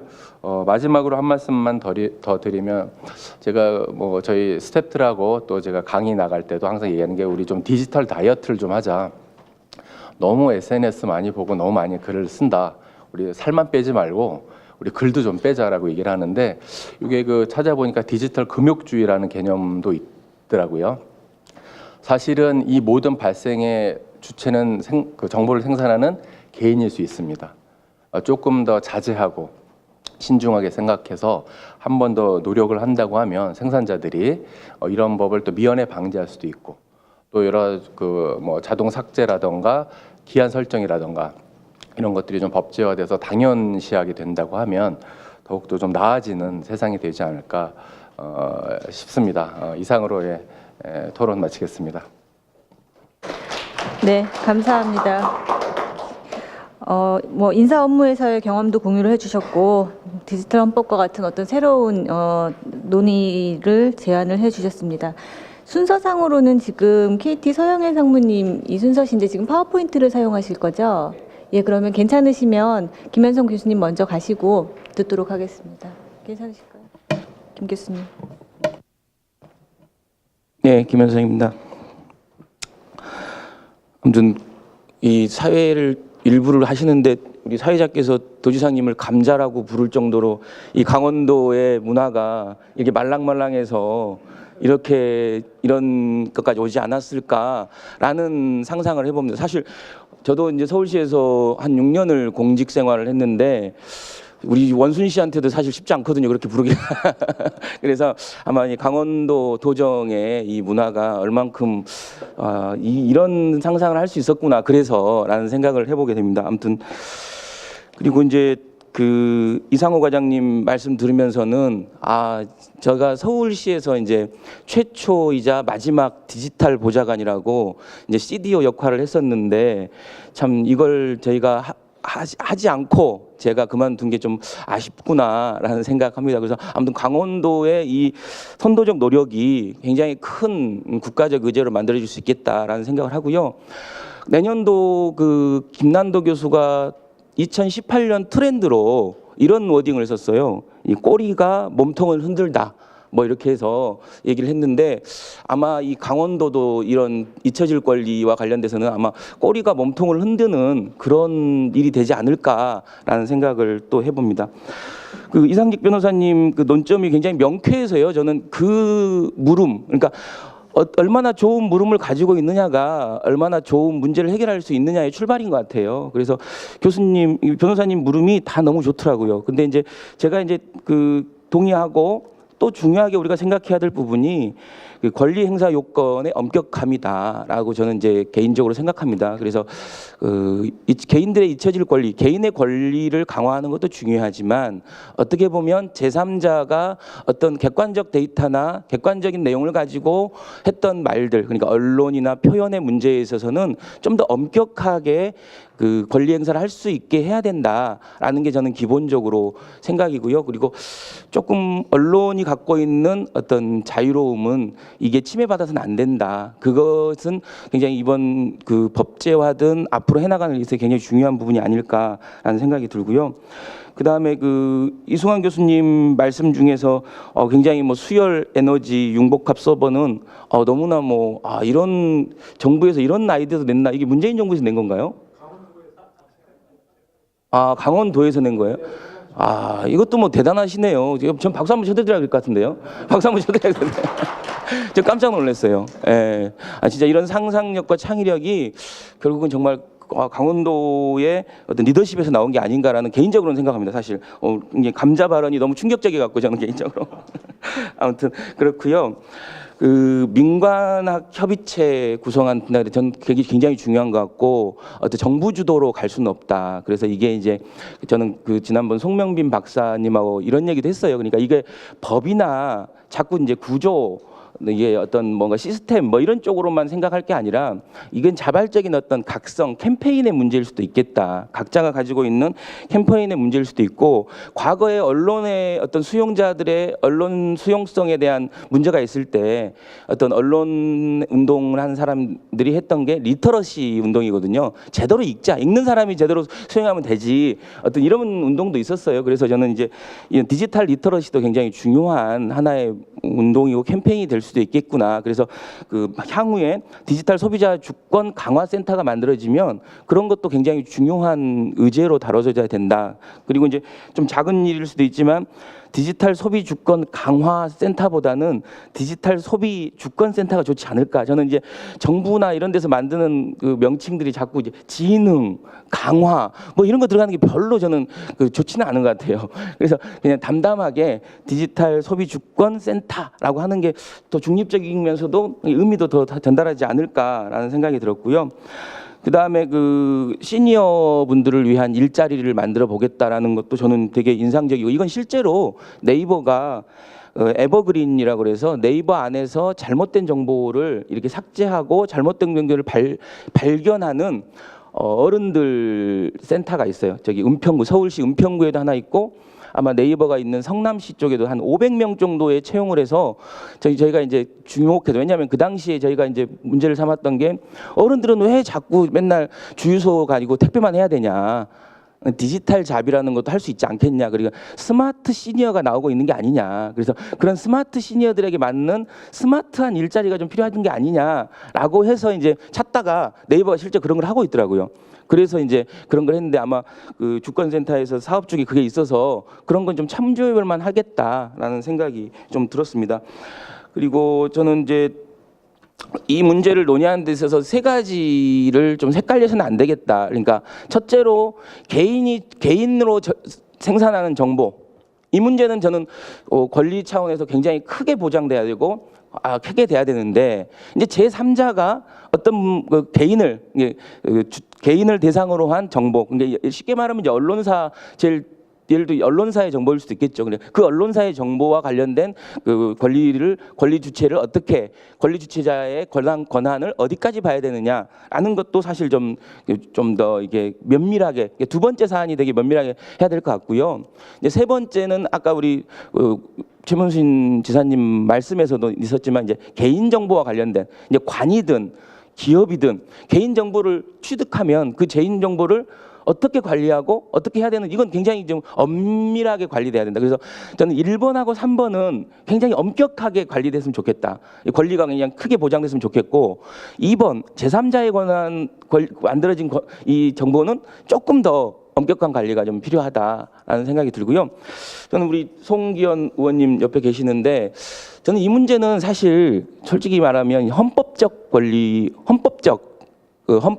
개정 과정에서도 조금 이제 디지털 시대에 맞는 새로운 어떤 권리와 권한은 없느냐. 그래서 이제 유럽에서 얘기 많이 들었지만 유럽에는 어떤 액세스권이라는 게 있지 않습니까? 그러니까 이제 정보 격차로 인해서 개인들의 어떤 문제가 생긴다. 그래서 모든 정보가 모든 사람한테 평등하게, 지금은 예를 들면 데이터 요금을 낼 수 있는 사람과 데이터 요금을 낼 수 없는 사람 간의 격차가 생기는 거예요. 그래서 그 와이파이를 권리로 생각하는 게 유럽에서는 굉장히 중요한 화두거든요. 액세스, 개인들이 접근할 수 있는 권한이 필요하고, 마찬가지로 저는 이런 어떤 디지털 안에서의 자기결정권, 이것도 저는 헌법적 문제로까지 얘기될 볼만하다. 새로운 시대의 권리다라고 저는 생각합니다. 이상입니다. 감사합니다. 네, 교수님 감사합니다. 저기 PPT 좀 준비해 주시고요. 실질적으로 우리가 잊혀질 권리라고 얘기를 할 때 굉장히 이 범위가 굉장히 크기 때문에 법제화를 하기 위해서는 논의를 좁혀서 구체적인 의견 교환이 필요하다고 생각을 합니다. 잊혀질 권리가 필요하다라는 거에 대해서는 많은 사람이 동의를 하지만 그 범위가 어디까지이고, 아까 이제 이상재 변호사님께서 제안을 하신 제3자에 대한 게시물에 대해서는 신민수 교수님 마찬가지로 질문을 하셨지만, 도대체 삭제의 기준이 뭐고 누가 삭제를 해야 되느냐에 대한 문제가 좀 더 심도 깊게 논의될 필요가 있을 것 같습니다. 그러면 서영애 상무님의 토론 듣도록 하겠습니다. 네, 안녕하십니까. 저는 현재 한국 블록체인 오픈 포럼 및 학회에서 지금 분과위원장을 맡고 있는데요. 사실 저는 22년 전에 지금 현재 여러분께서 쓰고 계시는 인터넷망, 그리고 그 다음에 이제 IPTV 망을 제가 구축한 사람입니다. 사실 이제 10몇 년 전에 이제 제가 이제 국제학회 컨퍼런스에 가서 이제 대한민국의 인터넷 트래픽이 일본 트래픽에 비해서 얼마나 많은지 아십니까라고 하면서, 특히 우리 KT의 인터넷 트래픽이 일본 전체 트래픽의 1.5배입니다. 그 이유가 바로 저작권 침해하는 트래픽들이 있기 때문입니다. 예를 들어 P2P 같은 것들이죠. 이제 그런 얘기를 제가 컨퍼런스에서 한 적이 있는데, 어떤 기자분께서 이제 KT에서 드디어 P2P를 다 두드려 막는다라는 이런 기사를 쓰셨어요. 근데 저는 사실과 다른 내용이었죠. 근데 그래서 저는 이제 그때 언론중재위원회에서 이제 그 기사를 내리고 하는 과정에서 엄청난 피해를 봤었습니다. 왜 회사의 공식적인 의견도 아닌데 학회에 가서 멋대로 얘기를 해서 이제 KT가 이제 뭐 영세업체를 죽이려 하느냐 이런 식의 이제 기사를 쓰신 거죠. 사실 그 기사와 전혀 상관없이 우리나라의 컨텐츠 산업 융성화를 위해서는 일본처럼 저작권을 보호해야 된다 이런 취지였고요. 그다음에 현재 트래픽 볼륨이 이 정도 된다 이 정도 얘기밖에 없었거든요. 그래서 제가 이제 그 당시에 이제 인터넷에 이제 RSS라고 있습니다. 막 퍼나르게 하는 거죠. 이제 그런 식의 이제 기사들을 내렸지만 자그마한 서버들에 남아 있는 그 숨은 기사까지 지우는데 1년이 걸렸습니다. 네, 그래서 이제 그때부터 저는 어떻게 하면 이 유저가 중심이 되어서 자기의 어떤 데이터를 컨트롤할 수 있는가 이걸 관심 있게 보고 있었습니다. 근데 보시면 왼쪽 편은 지금 현재 인터넷입니다. 어떤 구조로 되어 있냐면 기존의 구글이라든지 페이스북이라든지 네이버 이런 식의 OTT들은 유저가 생산하는 데이터들을 긁어보고 있습니다. 근데 그 데이터의 중심은 누구인가요? 바로 유저들이죠. 아무런 베네핏을 주고 있지 않습니다. 왜 데이터를 긁어볼까요? 4차 산업의 혁명의 본질이 바로 뭔가요? 산업의 디지털라이제이션입니다. 산업의 디지털라이제이션을 이루기 위해 가장 필요한 게 바로 AI죠. AI를 하기 위해서 데이터가 필요합니다. 근데 그 데이터의 주인이 유저에게 아무런 보상을 주지 않으면서 데이터를 긁어보고 있죠. 그리고 편하게 일반화된 인터넷 환경입니다. 근데 오른쪽은 어떤가요? 유저가 중심이 되는 데이터 유통 구조라면 바로 안전하고 투명한 데이터 유통 기술을 가지고 유저 중심의 SNS나 블로그를 만들 수 있고 사용자 중심의 안전한 데이터 관리를 이룰 수 있다는 게 제가 드리고 싶은 말씀이고요. 그게 바로 잊혀질 권리를 구현하기 위해서 바로 유저 센트릭한 데이터 컨트롤 기술이 있어야지 된다는 겁니다. 저희가 아무리 법제화도 중요하지만 기술이 뒷받침이 되지 않으면 저는 불가능한 얘기라고 생각합니다. 좀 재미없는 얘기지만 기술 얘기이지만 기술이 필요하기 때문에 꼭 말씀드리고 싶습니다. 자, 이러한 식의 이제 유저 중심의 데이터 컨트롤 기술들에는 한 4가지 정도로 분류를 할 수 있습니다. 뭐 예를 들어서 이제 어떤 특정 URL을 주는 거죠. 들어서 당신만 보십시오라고 암호화해서 주는 방법도 있을 수 있고요. 1번입니다. 그다음에 우리가 소위 말하는 이제 특정 회사에서 쓰고 있는 것들이죠. 내부로 바깥에 문서가 나갈 때 DRM을 걸어서 코드를 붙여서 나감으로써 이제 유통을 제한다든지 내부에서는 다 엔크립션 걸어서 유통되게 한다든지 이런 식의 이제 방법이 있습니다만 이 역시 유저가 쓰기에는 매우 불편한 방법입니다. 그 막 무지막지한 코드를 붙여야 되고 데이터 사이즈에 제한이 있고 여러 가지 용처 제한이 있는 거죠. 또 심지어는 OS 레벨에서 데이터의 접근 권한을 제한 이런 방법도 있습니다. 이 3가지 방법들은 서로 하이브리드 형태로 묶어서 쓴다면 뭐 예를 들어서 업로드라든지 공유할 때 여러 가지 그런 어플리케이션들을 뽑아낼 수 있겠죠. 근데 관건은 구글이라든지 페이스북 이런 식의 메이저 빅 플레이어들이 그런 기술을 쓸 것인가라는 그런 퀘스천입니다. 저는 기술 관점에서만 말씀드립니다. 그다음에 이제 지금 최근에 이제 떠오르고 있는 4차 산업혁명의 기술의 또 하나의 메카로 떠오른 게 바로 블록체인이죠. 여러분께서 블록체인을 알고 계시는 것은 바로 비트코인이라고 알고 계실 것인데 비트코인과 블록체인은 다릅니다. 비트코인은 블록체인 위에 올라가는 에셋이고요. 블록체인은 거기에 흘러가는 언더라인 테크놀로지 바로 네트워크 기술입니다. 제가 인터넷 하는 사람이 왜 블록체인을 3년 반 전부터 이제 전환을 했느냐 하면 바로 블록체인이 차세대 인터넷이기 때문에 그렇습니다. 블록체인이 가지고 있는 블록체인 2.0의 스마트 컨트랙 기술을 쓴다면 바로 스마트 컨트랙 안에 프로그램을 실어 나눠서 트랜잭션을 일으킬 수 있습니다. 여기에 바로 어떤 타임 코드를 넣을 수 있고요. 여기에 그 당신만 보십시오라는 이런 식의 여러 가지 컨디션을 넣을 수 있습니다. 따라서 이게 시간이 흘러가면 이 데이터를 삭제되게 만들 수 있고요. 그 다음에 어디서 누가 이 데이터를 유통시켰는지 투명하게 모니터링 되어지면서 이변조 절대 불가능한 기술을 만들 수 있는 게 바로 블록체인의 스마트 컨트랙 기술이 되겠습니다. 근데 앞에서 말씀드린 뭐 1번, 2번, 3번 이런 것들 조합해서 어떻게 응용하는지 간단히 말씀드리겠습니다. 아까도 말씀드렸지만 사용자가 데이터를 공유하지 않고요. 뭐 특정 URL을 암호화를 걸어가지고 던집니다. 던지는 방법이 여러 가지 있겠죠. 메일이든 SMS든 던졌을 때 들어와서 그렇게 보고만 가고 절대 파일을 공유하지 않는 이런 간단한 방식이 있는데 이런 방식은 뭐 실제적으로 앞에 말씀드린 것처럼 데이터 포맷이나 용량 이런 거에 제한이 없습니다. 앱 설치 필요 없고요. 쉽게 할 수 있는 방법이죠. 그 다음에 사이트마다 접속해서 내 데이터를 일일이 다 삭제할 필요 없이 한 번에 그 링크를 날려버리면 됩니다. 쉽게 구현할 수 있는 방법이다만 과연 이 방법을 메이저 플레이어들이 쓸 것인가 이거는 별개의 얘기입니다. 그 다음에 이제 블록체인 기반의 데이터를 스마트하게 컨트롤하는 방식인데요. 현재 이 방식으로 해서 이제 많은 어플리케이션들이 나오고 있습니다. 예를 들어서 유저 센트릭 SNS, 유저 센트릭 블로그들이 블록체인 기반으로 많은 스타트업을 만들어서 ICO 형태로 가서 많은 돈을 벌고 있습니다. 현재 지금 저는 이제 행정자치부라든지 이런 쪽에 얘기를 하고 있는 게 바로 이런 방식인데요. 우리나라의 모든 전자정부 문서를 블록체인에다 집어넣고 바로 유저가 자기의 파이도 인정으로서 들어와서 봄으로써 블록체인 월드에만 그 컨텐츠를 두고 필요로 하는 사람에게 바로 어떤 토큰 형태로 줘서 액세스할 수 있게끔 만들어서 개인정보 유출 없게 만들고 아이디 패스워드 없는 세상을 만들자라고 저는 얘기를 하고 있습니다. 사실은 실질적으로 그 최근에 이제 블록체인의 실증 사업을 지자체별로 하는 것을 제한하는 게 있었습니다. 그 이제 평가도 제가 다녀왔는데 제가 아쉬웠던 게 블록체인 가지고 그런 식으로 이제 그 데이터 컨트롤하고 생산하고 이런 거에 대해서 유통을 제어하는 그런 실증 사업에 대한 제한은 아무도 없었습니다. 어느 지자체도 없었고요. 그걸 갖고 이제 저는 이제 예를 들어서 이제 뭐 지금 인터넷망 자체가 뭐 우리 맛집 뭐 낚였다라고 얘기를 최근 기사를 많이 보셨을 텐데 그 올라오는 댓글들이 전부 다 상대편을 음해하고, 예를 들어서 이제 뭐 옆집 경쟁인 맛집을 뭐 디그레이드하기 위해서 이제 알바를 써서 이제 막 그렇게 공격하기 시작하죠. 근데 블록체인에서는 그런 모든 액션들이 투명하게 트랜잭션들이 관리되기 때문에 그 레퍼런스는 절대 신뢰할 수 있는 거고요. 데이터 위변조가 안 되기 때문에 그런 신뢰 있는 데이터를 만들 수 신뢰 있는 데이터가 유통되는 인터넷을 만들 수 있다는 게 블록체인입니다. 자, 그러면 과연 그런 기술들이 있는데 현재 우리가 일반적으로 쓰고 있는 인터넷에서는 어떻게 이슈가 되어지고 갈 수 있을까 한번 말씀드려 보겠습니다. 블록체인 월드 내에서는 원하시는 그런 모든 액션들을 만들 수 있습니다, 기술적으로. 근데 블록체인 월드를 벗어났을 때 어떻게 될까요? 이 엔드-투-엔드 기술의 피저빌리티 이슈가 떠오르게 됩니다. 이거는 상당히 어려운 일이고요. 특정 뭐 어떤 그 예를 들어서 이제 지금 실리콘밸리 스타트업이라든지 이런 쪽에서 ICO에서 만든다고 하지만 이 메이저 플레이어를 끌어올기에는 너무나 불가능한 얘기입니다. 그래서 국가 주도의 기술 드라이버와 정책 드라이버가 반드시 필요한 상황이고요. 그다음에 현재 RSS라든지 이런 캡처 카피로 편하게 일반화되어 있는 인터넷 환경, 월드를 벗어나는 환경에서 엔드-투-엔드의 컨트롤빌리티는 없다는 거죠.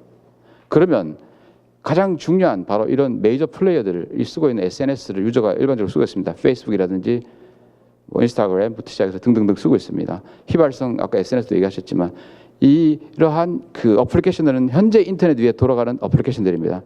그리고 메이저 플레이어들이고요. 그런 사람들은 참여하지 않을 거라는 거죠. 그러면 그런 사람들이 참여하게끔 하는 키가 솔루션이 어디 있을까? 저는 답은 바로 유저에게 있다고 봅니다. 그 유저를 그러면 그러한 월드에 어떻게 끌어들일 것인가? 바로 블록체인이 갖고 있는 마이크로 페이먼트 기능으로 데이터가 유통되어질 때 자동 정산해서 비트코인 몇 비트코인이 쌓이게 된다든지, 뭐 몇 비트코인 알겠죠? 뭐 0.00001 비트코인이 쌓이게 된다든지 그런 식으로 보상이 가진다면 저는 유저들이 자발적으로 그런 월드에 참여해서 이런 빅 플레이들 쓰는 SNS나 블로그 아닌 바로 그 월드 안에서 안전하게 자기 데이터가 유통되어지는 그런 어플리케이션을 쓰게 만들 것이고 그게 새로운 인터넷이 만들어지는 세상이 되지 않을까 생각합니다. 감사합니다.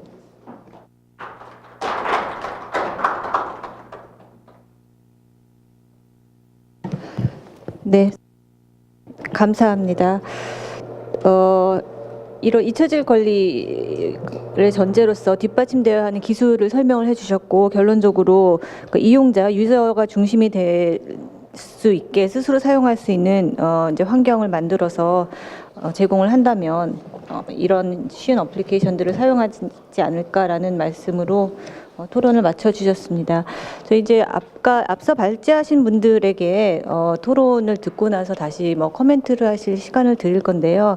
너무 이제 논의가 범위가 넓다 보니까 이런저런 얘기가 나오기 전에 조금 제가 범위를 이제 줄이는 차원에서 말씀을 드리자면 정리를 하자면 이제 기본적으로 현재도 자기 게시물에 대한 삭제권은 제공이 됩니다.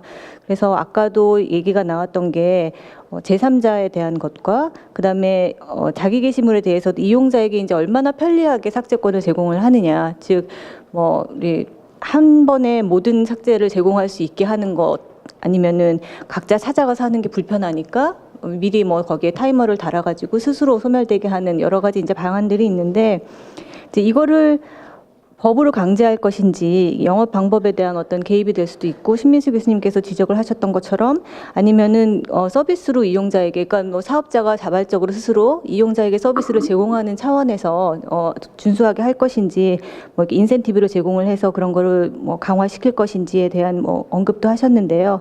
관련해서 앞서 발제하신 분들 토론 코멘트를 먼저 듣고요.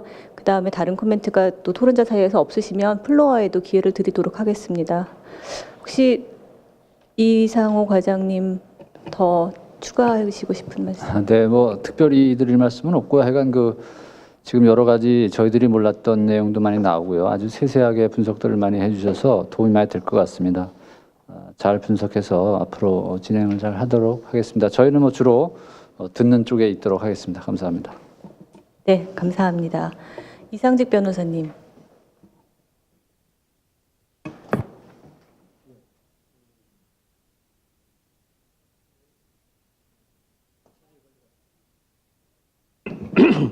예.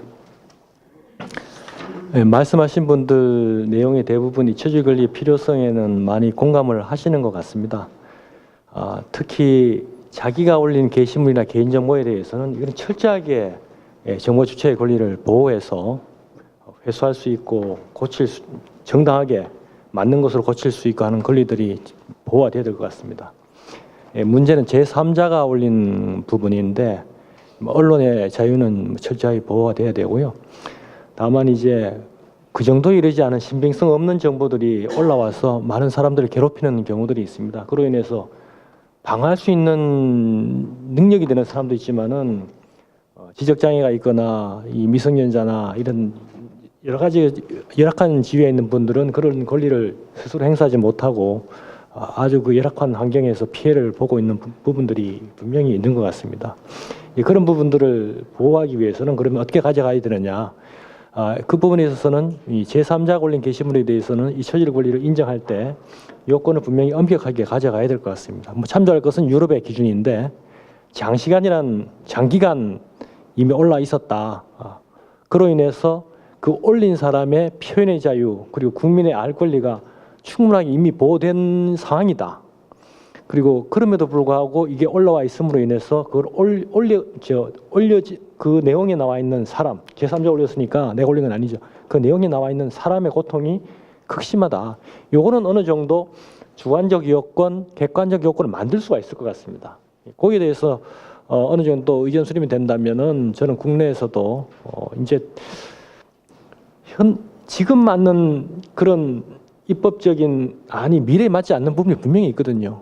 좀 이런 부분들은 유럽의 사례도 있고 일본의 사례가 조금 다르긴 합니다만은 우리가 조금 진보적으로 조금 나아가서 권리 주체의 권리를 좀 보호해 줄 필요가 분명히 있다. 그런 점에서 방향성이라도 명확하게 이 토론회가 잡아주면 좋겠다. 그런 생각을 합니다. 이상입니다. 네, 감사합니다. 이승환 교수님. 네, 말씀 잘 들었고요. 제가 디지털 소비자 주권 강화 센터를 조심스럽게 제안드린 것은 잊혀질 권리, 그 디지털 주권에 대한 얘기들은 이제 많이 나왔고 몇 년 됐고 또 사회적으로도 아까 말씀드린 것처럼 4차 산업혁명 시대 굉장히 곧 중요한 이슈가 될 거이기 때문에 뭐 센터가 갑자기 생기는 건 아니고 또 그것도 준비도 되니까 이 시기적으로 현실적인 방안이 무엇이냐 해서 제안드린 겁니다. 그리고 아까 김현성 교수님 말씀처럼 여기는 그 여러 가지 지금 이제 학교하고 이제 대학과 지역사회 그다음에 기업 이렇게 있는데 민간학 전체적인 그런 사회적인 공감대를 형성할 수 있는 그런 것이 꼭 필요한 것 같습니다. 그리고 그 김 교수님 말씀에 제가 공감하면서도 또 이제 그 약간의 다른 의견이 있을 수 있는 게 디지털 소비자 주권 이제 강화 센터를 뺐는데 사실은 좀 아주 개인적인 생각을 하자면 잊혀질 권리는 좀 왠지 소극적인 것 같고 디지털 주권 그러면 좀 적극적인 것 같습니다. 그래서 우리가 그 개념적으로 이것을 어떻게 물론 법률에 지금 이슈들도 지금 그게 적극적으로 이제 충돌되는 면이 있고 그런 것이 있는데 거기에 대한 연구도 분명히 필요하고 그렇지만 궁극적으로는 이렇게 소극적인 지우는 것보다 저는 예를 들면 주권이라 하면 내 정보가 어디다 쓰이는 데까지 내가 지명을 할 수 있는 그런 좀 적극적인 의미에서 디지털 주권이라는 디지털 소비자 주권이라는 그런 개념이 좀 더 강조될 것 같은 생각입니다. 네, 감사합니다.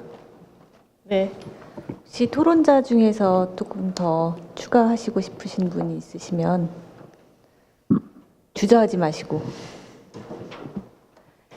플로어나 여기 참석하신 분들도 여기에 대해서 많이 알고 계신 분도 있을 것이고 조금 더 궁금한 게 있는 분도 계실 것 같은데 질문이 있으시거나 코멘트를 주실 분은 네. 먼저 소속과 성명 좀 말씀해 주시기 바랍니다. 네, 시사저널이 변소인 기자인데요.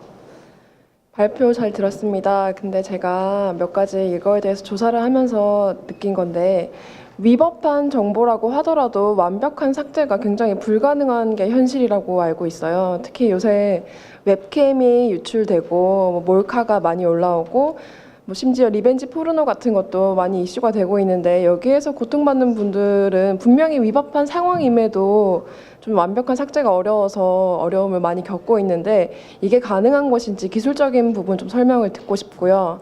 한 가지 더 질문은 아까 이제 표현의 자유랑 이제 상충되는 부분에 있어서 뭐 언론이나 포털 그런 뉴스 관련돼 가지고 기준을 좀 엄격하게 해야 한다고 말씀하셨는데 그것은 좀 주관적인 판단이 많이 들어갈 수밖에 없을 것 같아요. 아무래도 애매한 이슈도 많이 있을 것 같고 그래서 결국에 좀 알력이 작용해서 결국에는 또 약자만 손해를 보는 게 아니게 될까라는 좀 우려가 되는데 이게 말은 쉽지만 조금 그 기준에 대해서 예를 조금이라도 들어보고 싶어요. 제가 답변을 좀 드릴까요? 예, 저는 특허권자인 송명빈이라고 합니다. 현재 그 성균관대학교에서 신문방송학과 겸임교수로 있습니다.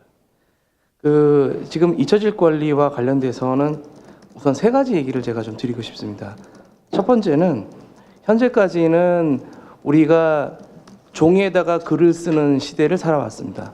자기가 쓴 글은 자기가 필요하면 찢어버리거나 지워버리거나 하면 됩니다. 그런데 디지털 시대는 서비스 사업자가 만든 장비에 시스템에 글을 써야 됩니다.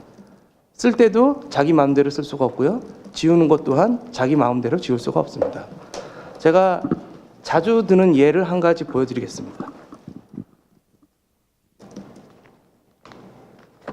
기존에는요, 제가 이 지갑을 선물하고 싶으면 옆에 있는 교수님께 선물을 하는데요.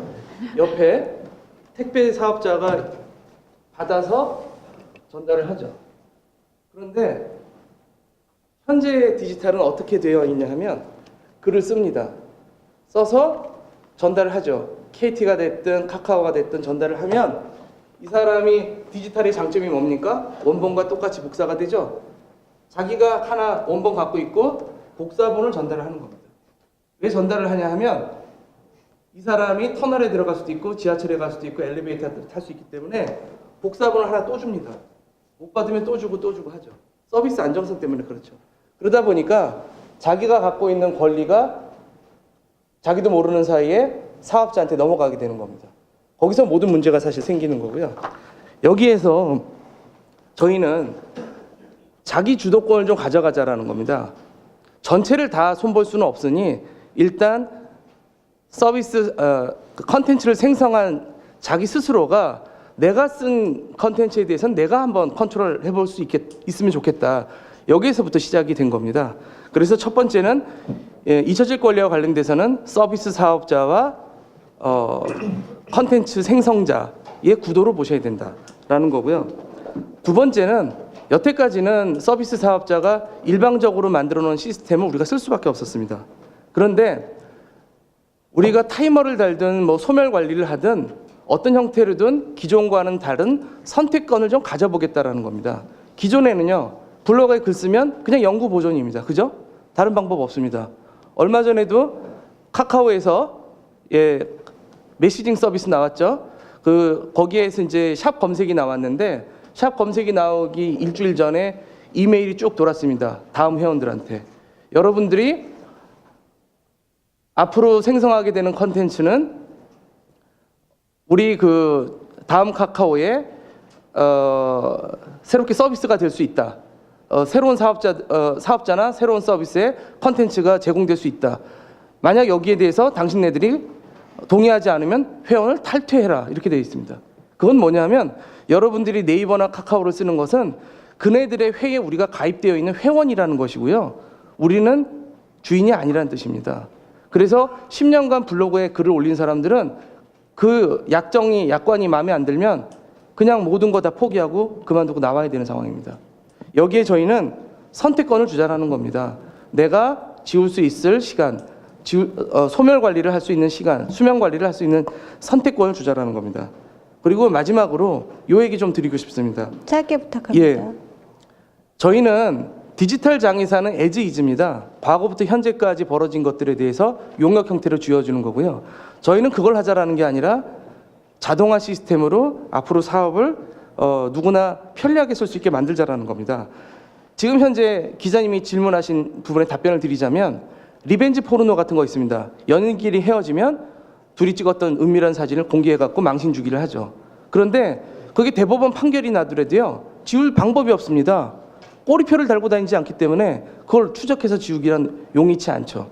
저희는 앞으로 모든 컨텐츠들의 꼬리표를 달아서 추적 관리를 할 수 있는 시스템을 만들겠다라는 것이 취지이고요. 이런 것들에 포털사들이 적극 협조하라는 것이고, 포털사들은 아까 김시철 대표님 말씀하셨던 것처럼 컨텐츠가 정크라도 자산이기 때문에 네이버가 현재 갖고 있는 각이라고 하는 ID 센터에서 갖고 있는 데이터가 한 200펩타바이트 정도 되죠. 그거 자산가치 평가하면 아마 조 단위가 될 겁니다.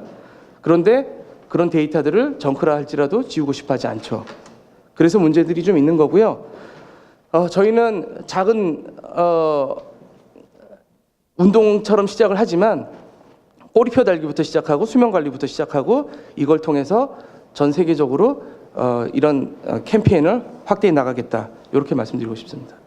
네, 감사합니다. 지금 질문이 게시물에 대한 완전 삭제가 가능한가에 대해서 우리 송영빈 교수님께서는 가능하다라고 답을 하신 것 같고요. 그리고 이제 언론에 대한 보장과 관련해서 구체적인 이게 그 언론의 자유를 보장할 수 있는 실효성 있는 방안이 있는가는 사실 이 토론에서 나오진 구체적으로 나온 내용이 아닙니다. 그래서 혹시 또 여기에 대해서 다른 더 구체적인 의견을 주실 수 있는 분은 이후에 직접 좀 전달을 해주시면 감사하겠습니다. 이것으로 2부의 토론을 마치고요. 전문 사회자님께 다시 마이크를 넘기도록 하겠습니다. 감사합니다. 저 전문 사회자 아니어서 어떡하죠? 안정민 교수님 감사합니다. 오늘 심도 있는 주제 발표와 토론을 해주신 분들 애쓰셨습니다. 끝까지 함께 해주신 분들 고맙습니다. 실패나 실수는 인생에서 당연합니다. 부끄러워하고 아파하지 말고 당당히 행복을 추구할 수 있는 권리를 찾는 시작이 되도록 권리 사업을 발전시키고 확대해 나가겠습니다. 한림대학교와 강원도가 함께한 행사는 오늘 이것으로 마치고요. 또 오늘 발제와 토론을 해주신 분들은 국회의원 회관 제3식당에 오찬이 마련되어 있습니다. 그곳에서 남은 이야기를 이어가 주시기 바랍니다. 함께해 주셔서 감사합니다. 수고하셨습니다.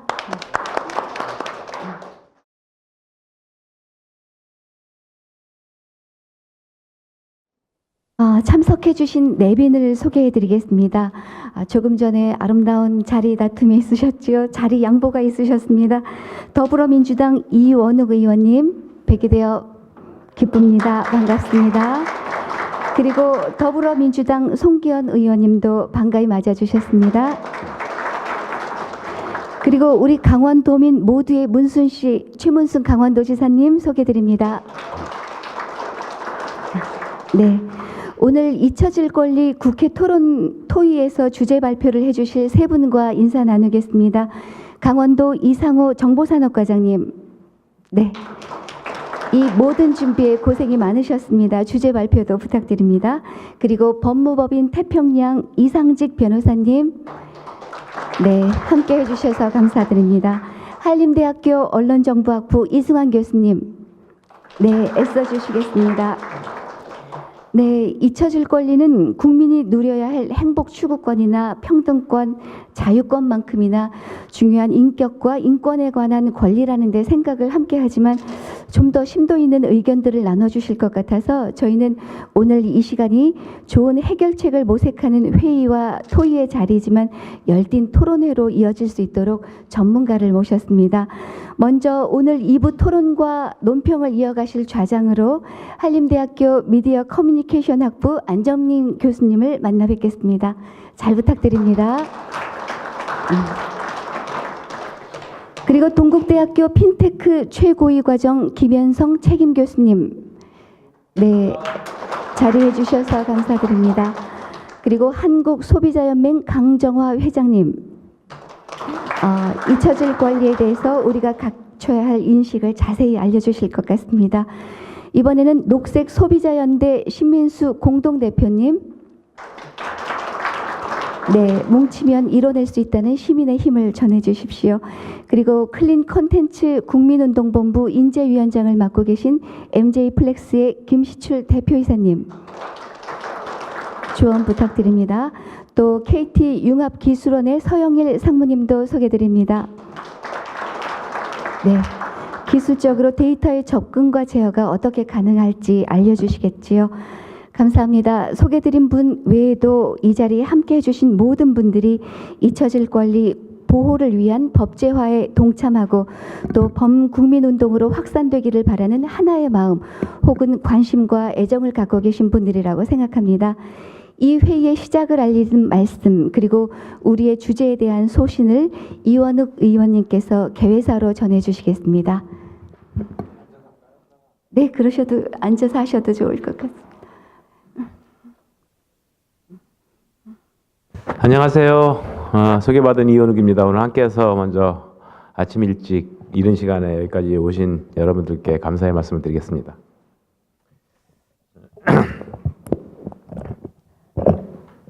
잊혀질 권리 좀 생소한 용어이긴 한데요. 한 2달 전쯤인가요? 2달 전쯤인가 저희 비서관이 의원실의 비서관이 그런 게 있다. 그런 게 있냐? 그랬더니 최문순 지사님께서 이미 강원도에 조례를 통과시켜가지고 시행하고 있다.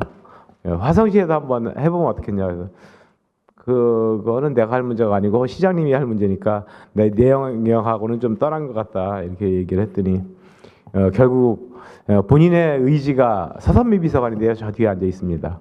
본인의 의지가 워낙 강해가지고 저를 여기까지 세워놨습니다. 정말 2015년 벌써 2년 전에 조례를 통과시켜가지고 그 잊혀질 권리라고 하는 거를 이제 새로운 국민운동, 국민 주권으로서의 디지털 주권으로서의 가치를 만들어 주셨는데 역시나 그 최문순 지사님은 항상 국민의 편에 서 계시는구나라고 하는 것들을 다시 한번 느껴보게 됩니다.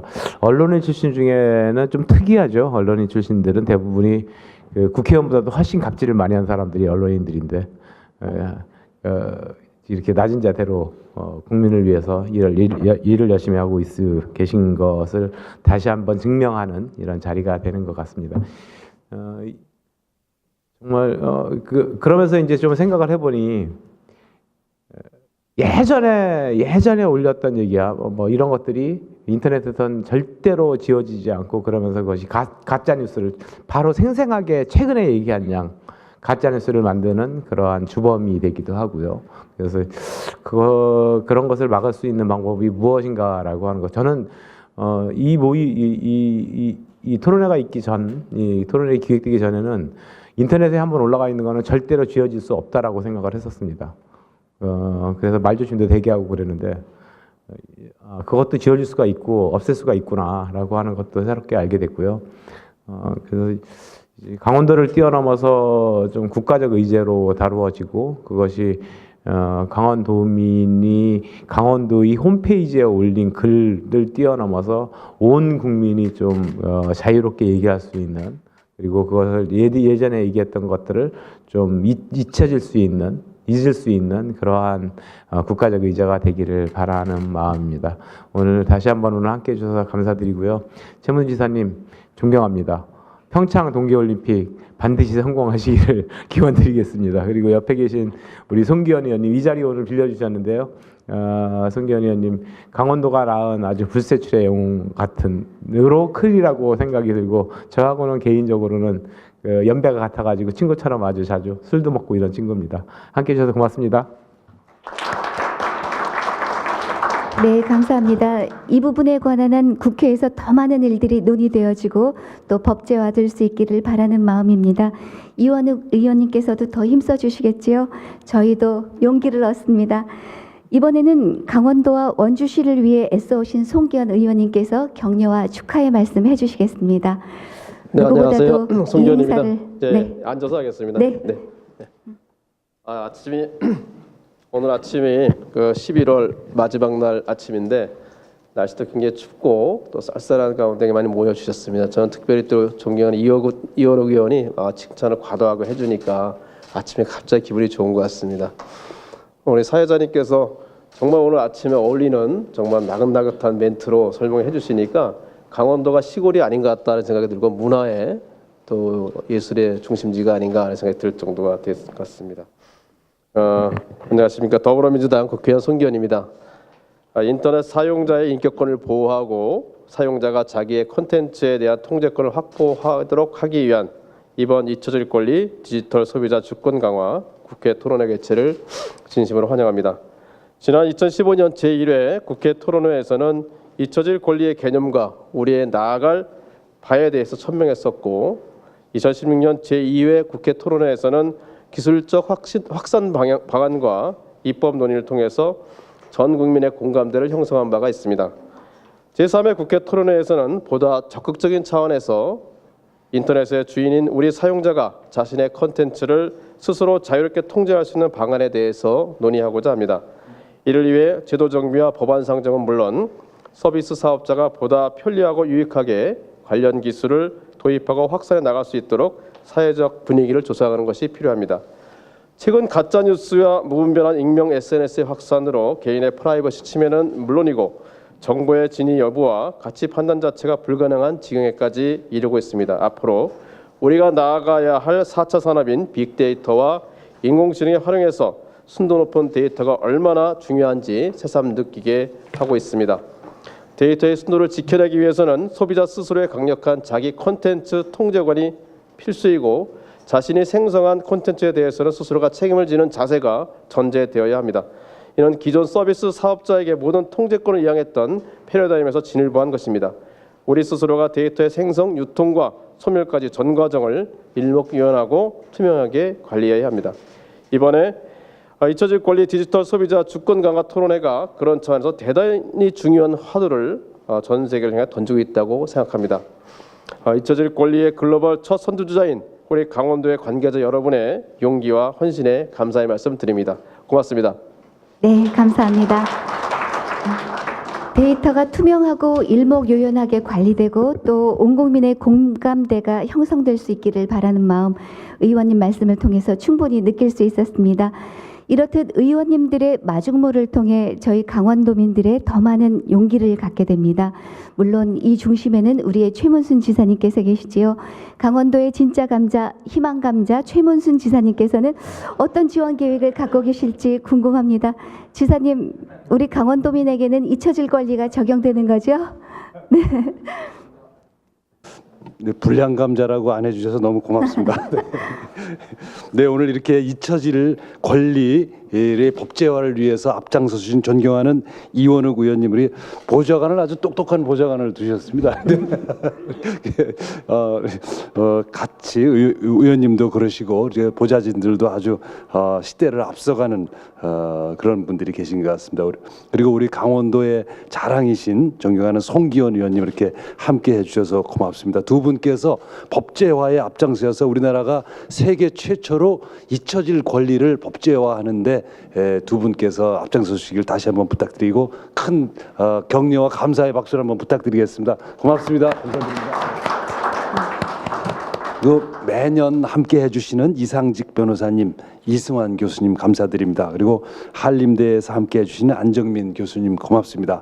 그리고 강정화 회장님, 신민수 대표님, 김시출 대표님, 서영일 상무님, 김현성 부원장님 고맙습니다. 그리고 이 일이 성사될 수 있게 된 것은 어디까지나 잊혀질 권리를 가능하게 하는 특허를 갖고 계신 송명빈 박사님 때문입니다. 지금 저 자리에 와 계신데 송명빈 박사님 앞장서 열심히 뛰고 계신데 격려 한번 다시 부탁드리겠습니다. 고맙습니다.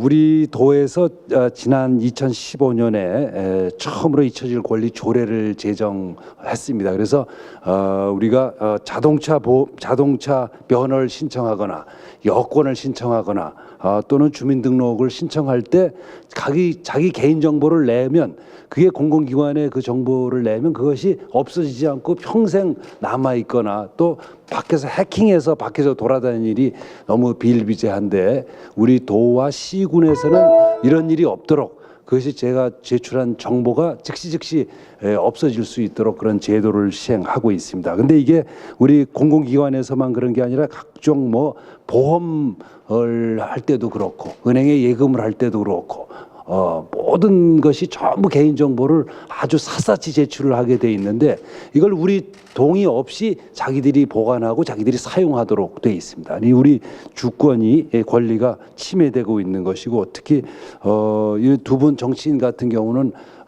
이렇게 네이버나 다음 같은데 잘못된 정보를 누가 하나 올리면 그것이 없어지지 않고 평생 저도 그런 사례가 좀 많습니다만은 그래서 한 10년 전에 잘못된 정보가 한번 올라가면 그걸 쫓아가서 지울 수도 없고 그냥 평생 그것이 기정사실화해서 돌아다니는 이런 일들이 비일비재합니다. 그래서 이런 것들을 좀 없도록 해야 되겠다 그래서 저희들이 디지털 정보의 생성에서 소멸에 이르는 모든 저 수명을 관리하도록 그렇게 되어 있습니다. 우리 도에서 시작해서 지금 서울시의 박원순 시장님도 이걸 도입하시겠다고 그래서 다음 주에 국장단하고 회의가 있으시죠? 네. 금요일 날. 그리고 또 유럽에서는 GDPR이라고 해서 유럽에서도 이 개인정보 보호를 해야 되겠다. 그래서 유럽에서도 이미 이런 논의가 시작됐다는 말씀을 올립니다. 그래서 오늘 3차 토론회인데 한 발 더 나아가서 국회 차원에서 디지털 정보의 주권 보호를 위한 법제화가 이루어질 수 있도록 두 분 의원님께서 애써 주시길 부탁드리겠습니다.